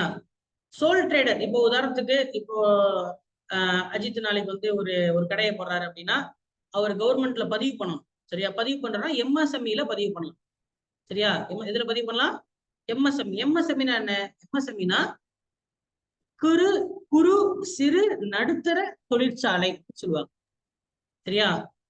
Micro, small, medium enterprise. எப்படி? குறு சிறு நடுத்தர தொழில் முனைவோர் அல்ல தொழிற்சாலைன்னு சொல்லலாம், சரியா? MSME அப்படின்னு சொல்லலாம். இப்படி இவங்களுக்கு தனி அமைச்சகமே இருக்கு. MSME மினிஸ்ட்ரி தனியாவே இருக்கு, தனி அமைச்சகம். இதுல பதிவு பண்ணிட்டோம்னா இங்க பாருங்க, ministry of micro small medium enterprise, தனி அமைச்சகங்க. இதுக்கு தனியா அமைச்சகம்னா தெரியும்ல, ஒரு மினிஸ்ட்ரி. இதுக்கு ஒரு சென்ட்ரல் கவர்மெண்ட் மினிஸ்டர் இருப்பாரு, விவசாய அமைச்சகம், விவசாயத்துறை அமைச்சகம்னு சொல்லுவாங்கல்ல, அந்த மாதிரி தனி அமைச்சகமே இருக்கு, ஓகேவா? ரொம்ப முக்கியமான ஒரு துறை, ரைட்? இப்ப இதுல பண்ணலாம். அடுத்தது, நீங்க பதிவே பண்ணாம செய்யறீங்க, தொழில் செய்யறீங்கனாலும் செய்யலாம். செஞ்சீங்கன்னா எதுல வருவீங்க? அன்ஆர்கனைஸ்ட்ல வருவீங்க. நீங்க டாக்ஸ் கீஸ் எல்லாம் கட்ட மாட்டீங்க, அதெல்லாம் கிடையாது. இதே வந்து கூட்டு தொழில்னா பார்ட்னர்ஷிப்ல பதிவு பண்ணணும். பார்ட்னர்ஷிப்பா பதிவு பண்ணணும், பார்ட்னர்ஷிப் ஃபாரம். அதை விட்டா பிரைவேட் லிமிடெட்னு பார்த்துருப்பீங்க. பிரைவேட் லிமிடெட் பாத்துருக்கீங்களா? பிரைவேட் லிமிடெட் அது என்ன சார்? லிமிடெட் அப்படின்னு என்ன? அப்ப எதையோ லிமிட் பண்றான்னு அர்த்தம். கரெக்டா? என்னன்னா நீங்க ஒரு கம்பெனி ஆரம்பிக்கிறீங்க, சரியா? அந்த கம்பெனி தான் எல்லா வேலையும் செய்யுது. அந்த கம்பெனில நீங்க ஒரு 4-5 பேர் இருப்பீங்க. உதாரணத்துக்கு இப்ப அஜித், அருணாச்சல, நான் 3 பேர் சேர்ந்து என்ன பண்றோம்? ஒரு கம்பெனி ஆரம்பிக்கிறோம், சரியா? கம்பெனி ஆரம்பிச்சு ஒரு 50 கோடி ரூபாய் கடன் வாங்குறோம் பேங்க்ல. 50 கோடி ரூபாய் கடன் வாங்கி நாங்க பிசினஸ் எல்லாம் ஆஹா ஓவன் செய்யறோம், சரியா? நடுவுல கொரோனா வந்துருச்சு. கொரோனா வந்ததுனால என்ன ஆயிடுச்சு? எங்களுக்கு வேலை செய்யறவங்களுக்கு எல்லாம் சம்பளம் போட முடியல, நட்டமாயி போச்சு, சரியா? நட்டமாயிடுச்சுட்டா இந்த இப்ப வந்து என்ன பண்ணணும்? அந்த பேங்க் யார்கிட்ட கேட்கணும்? அஜித்த கேட்கணுமா, என்கிட்ட கேட்கணுமா, அருணாச்சல்கிட்ட கேட்கணுமா, இல்ல 3 பேர்ட்ட கேட்கணுமா? 3 பேர்ட்ட கேட்க தேவையில்லை, கம்பெனிகிட்ட தான் போய் கேட்கணும், சரியா? கம்பெனிகிட்ட தான் கேட்கணும். கம்பெனியுடைய சொத்துல இருந்து தான் அதுக்கு பொறுப்பை தவிர்த்து நாங்க பொறுப்பு இல்லை. அப்படின்னு பண்ணீங்கன்னா அதான் லிமிடெட். அப்ப பிரைவேட் லிமிடெட். உங்களுக்கு புரியுதல் நான் சொல்றது? நாங்க அந்த கம்பெனில முதலாளிகளா இருக்கலாம், ஆனா நாங்க வாங்கின கடன் நாங்க எங்க பேர்ல கடன் வாங்கல. நாங்க எங்க வாங்கியிருக்கோம்? கம்பெனி பேர்ல தான் கடன் வாங்கியிருக்கோம். நீ ஏன் இப்ப நான் சொத்து வச்சிருப்பேன், நான் 100 கோடியில சொத்து வச்சிருப்பேன், சரியா? அப்ப அருணாச்சலம் ஒரு 50 கோடி 80 கோடி இல்ல 200 கோடி கூட ஒரு ஊர்ல நிலம் வச்சிருப்பாரு. அதுக்காக நான் அந்த நிலத்தை வித்து நீங்க அந்த 50 கோடி காசு கேட்பீங்களா? அவரெல்லாம் பண்ண வேண்டாம். கம்பெனி பேர்ல ஏதாவது இருந்ததுன்னா, கம்பெனி பேர்ல நிலம் இருந்தா நீ அதை வித்து அந்த கடனை பெற்றுக் கொள்ளலாம். நாங்க எங்க சொந்த காசு எங்க பேங்க் பேலன்ஸ் தான் கொடுக்கணுங்கிற அவசியம் கிடையாது. ஏன்? ஏன்னா நான் பிரைவேட் லிமிடெட். புரியுதா? நம்ம பிரைவேட் லிமிடெட்னா பெருசா நிக்கணும். கம்பெனி பிரைவேட் லிமிடெட்னா சிக்காம எஸ்கேப் ஆகிறதுக்காக பண்றது, சரியா? இல்ல சிக்காம இல்ல, அது அவன் பண்ணி வைக்க முறையா தான். அவன் எப்படி பொறுப்பாக முடியும்? அவன் ஒரு நிறுவனம் நடத்துறான், நட்டமாச்சுன்னா என்ன பண்ண முடியும்? அவன் சொந்த காசு வச்சுன்னா வரணும், தேவையில்லை. அப்ப அது எதுல பண்ணணும்? கம்பெனிஸ் ஆக்ட்ல பதிவு பண்ணணும். கம்பெனிஸ் ஆக்ட் அப்படின்னு ஒரு ஆக்ட் இருக்கு, சரியா? அந்த ஆக்டின் மூலயமா 2014 அந்த ஆக்ட், சரியா? வருஷம் மாறிட்டே இருக்கும். அந்த ஆக்ட் மூலயம் பதிவு செய்யுது. இது ஒண்ணு. இப்ப பண்ணா பிரைவேட் லிமிட். அதை விட்டா அடுத்தது என்ன? பொதுத்துறை நிறுவனம். பொதுத்துறை நிறுவனம்ங்கிறது ஒரு சட்டம் போட்டு உருவாக்கி இருப்பாங்க. பாராளுமன்றத்திலயோ இல்ல சட்டமன்றத்திலயோ ஒரு சட்டம் போட்டு, உதாரணத்துக்கு ஏதாவது சொல்லுங்களேன், என்ன சொல்லலாம்? இப்போ தமிழ்நாடு கேபிள் சர்வீஸ், தமிழ்நாடு இ கவர்மெண்ட் ஏஜென்சி, இப்போ இ சேவா மையம் நடக்குதுல, அது வந்து TNEGA அப்படின்னு ஒரு நிறுவனம் நடத்தும். இல்ல சிப்காட் பாத்துருக்கீங்களா? சிப்காட்டுங்கிற துறை அது கவர்மெண்ட் நடத்துற துறை. அப்ப அதெல்லாம் நடத்தணும்னா அது ஆரம்பிக்கிறதுக்கு ஒரு 300 கோடி 200 கோடி 500 கோடி காசு தேவைப்படும். அப்ப பட்ஜெட்ல ஒதுக்கி அதை ஒரு துறை நடத்துறாங்கன்னா அப்ப அது எங்க செய்வாங்க? சட்டமன்றத்திலயோ பாராளுமன்றத்திலும் செய்வாங்க. அப்ப சட்டமன்றத்திலும் பாராளுமன்றத்திலும் என்ன செய்வாங்க? சட்டம் போட்டுதான் செய்வாங்க. அப்ப பை ஆக்ட், ஒரு சட்டத்தின் மூலமா உருவானாதான் அது பொதுத்துறை. ஒரு எம்எல்ஏ எம்பியோ தானா நினைச்சு அவரா கஜானால போய் பணம் எடுத்து அப்படிலாம் நடத்திட முடியாது. எல்லா எம்பியும் கையெழுத்து போடணும், எல்லா எம்எல்ஏயும் கையெழுத்து போடணும் பண்ணி அந்த அமைச்சருக்கு முதல்ல போகணும். அந்த பணத்தை தகுந்த மாவட்டத்துக்கு வரணும். அந்த மாவட்டத்துடைய கலெக்டர் அவருக்கு கீழே இருக்கிற தாசில்தாரு ரெவன்யூ ஆபீசர் எல்லாம் பிரிச்சு கொடுத்து அதுக்கப்புறம் கான்ட்ராக்ட் எடுத்து நிலத்தை பார்த்து என்ன ஒருத்தர் 2 பேர் செய்யற வேலையாது. எவ்வளவு பெரிய வேலை தெரியுமா? உள்ள ரெவன்யூ, அதுக்குதான் ரெவன்யூ டிபார்ட்மெண்ட்ல போனாதான் அதெல்லாம் கத்துக்க முடியும். அதான் மதிப்பு மறுவாது அதிகம். அதே மாதிரி ஞாயிற்றுக்கிழமை லீவ் இருக்காது. அது உங்க விருப்பம். ரெவன்யூ டிபார்ட்மெண்ட்ல போறீங்கன்னா இப்பயே முடியும். இப்ப நீங்க லீவ் எல்லாம் கொடுக்க மாட்டாங்க. அதிகாலையில 4 மணிக்கு வந்துதான் ஆகணும், சரியா? ஆனா மவுசு மரியாதை பேரு பெருமை எல்லாம் இருக்கு, சரியா? ஆமா, இது இந்த அதுவும் சேர்ந்தானே வரும். அதனால வந்து பை ஆக்ட். இப்ப இது என்னது? இது பப்ளிக் செக்டர், சரியா? பிரான்சைசினா என்னன்னா, இப்போ ஒரு உதாரணத்துக்கு ஏதோ ஒரு கம்பெனி சொல்லுங்களேன், ஏதாவது நமக்கு பேர் தெரிஞ்ச கம்பெனி. இப்போ ஒரு குல்ஃபி ஷாப், சரியா? சரி, அது விடுங்க. டீ டைம் இப்ப ரீசெண்டா ஃபேமஸ் ஆயிட்டு இருக்குது. டீ டைம்னு ஒரு டீ கடை இருக்குல்ல, கேள்விப்பட்டிருப்பீங்களா? டீ டைம்ங்கிற டீ கடை. இந்த டீ கடை இருக்குல்ல, இந்த டீ கடை வந்து இதோட டீ தூள் இதெல்லாம் வந்து உருவாக்குறது வேற ஒருத்தன், சரியா? அந்த ஓனர், டீ டைம்ங்கிற ஓனர், இவன் இந்தியா ஃபுல்லா, சரியா, கிட்டத்தட்ட ஒரு 1000 கடை வச்சிருக்கான். ஆனா அவன் காசு போட்டு உருவாக்கல, சரியா? அவன் காசு போட்டு உருவாக்கல. உதாரணத்துக்கு இப்ப நாமக்கல்ல ஒரு டீ டைம், ஆடனா நல்லா இருக்கே, இந்த டீ தூள் நிறைய பேர் வராங்களே, நிறைய லாபம் சம்பாதிக்கலாம் அப்படின்ற மாதிரி அவங்க விளம்பரப்படுத்துவாங்க, டீ டைம் கம்பெனிக்காரன், சரியா? அப்போ உங்களுக்கு அஜித்துக்கு விருப்பம் இருக்கு, சுகணேஷ்க்கு விருப்பம் இருக்கு, நாமக்கல் ஒரு கடையை போடுவோம் அப்படின்னா சுகணேஷ் போயிட்டு அந்த டீ டைம் கிட்ட கேட்டாங்கன்னு வச்சுக்கோங்களேன், அப்ப அந்த டீ டைம் காரவங்க சொல்லுவாங்க, சரிப்பா எனக்கு ஒரு 10 லட்சம் கொடு, 10 லட்சம் கொடுத்தேன்னா நான் உனக்கு உன் ஊர்ல ஒரு டீ கடை வச்சு கொடுத்துறேன். டீ கடை வைக்கிறது 10 லட்சமா? ஆமா, அவனுடைய பிரான்சைஸ் வாங்குறீங்க, புரியுதா? அவனுடைய பிரான்சைஸ நீங்க வாங்குறீங்க. அப்ப என்ன பண்ண, 10 லட்சம் போட்டு ஒரு டீ கடை வச்சிருவான். அவனுக்கு தேவையான டீ தூள், அந்த செட்டப், அதெல்லாம் அவங்க செட் பண்ணி கொடுத்துருவான். கடை யாருது? கடை உங்களுக்கு 10 லட்சம் கொடுத்தவனுக்கு தான் புரியும். ஆனா அந்த கடையை வைக்கிறதுக்கு உரிமம் கொடுத்தது யாரு? அந்த ஓனர், டீ டைம். அப்போ இந்த மாதிரி வைக்கிறது தான் இது. அப்ப அந்த 1000 கடையும் அவன் வச்ச கடை கிடையாது, சரியா? என்ன கொடுத்திருக்கான்? உரிமம் கொடுக்கப்பட்டுள்ளது, அதுதான் பிரான்சைஸ். அவனும் ஒரு மாதிரியான பிரான்சைஸ் தான், சரியா? ஆனா அது கவர்மெண்ட் உடையது, அது அப்படி வராது, சரியா? பிரான்சைஸிங்கிறது தனியார் ஒரு மாதிரியான பிரான்சைஸ் தான் சொன்னேன். பிரான்சைஸிங்கிறது பிரைவேட் செக்டர்ல தான் கொடுப்பாங்க, தனியார் கம்பெனி தான். அவனே காசை போட்டு ஒவ்வொரு இடத்துல வச்சா அதுக்கு பேரு பிரான்ச். அவனே சொந்த காசை போட்டு வச்சா அதுக்கு பேர் பிரான்ச், சரியா? வேற ஒருத்தனுடைய காசை வச்சு அங்க கடையை போட்டு அவனுக்கு லாபத்தை கொடுத்தா அது பிரான்சைஸ். அப்ப 10 லட்சம் அஜித்துது, அது டீ கடையில வர லாபமும் அஜித்துது, பேரு அந்த டீ டைம் காரன், பணம் அஜித்து, சரியா? வைக்க கூடாது. ஏன்னா அவன் என்ன பண்ணிருப்பான்னா ரெஜிஸ்டர் பண்ணிருப்பான், சரியா? இப்ப நீங்க ஒரு பேர் மேல வந்து இப்ப உதாரணத்துக்கு சரி டீ டைமே காட்டுறேனே, ஏன் வைக்க முடியாது காட்டுறேனே, கேள்வி கேட்டீங்க, சரி? அதுல இப்ப டீ டைம் பிரான்சைஸ்ல தான் வருது.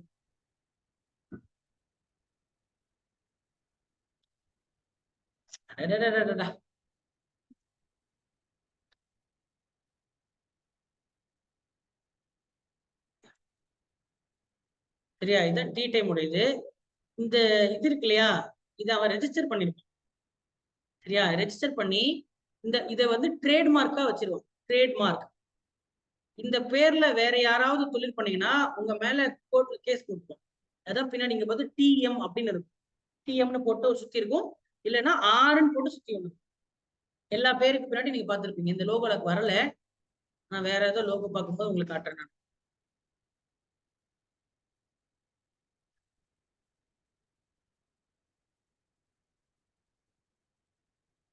சரியா? சரி, அப்ப இது வரைக்கும் 9th பார்த்தாச்சு.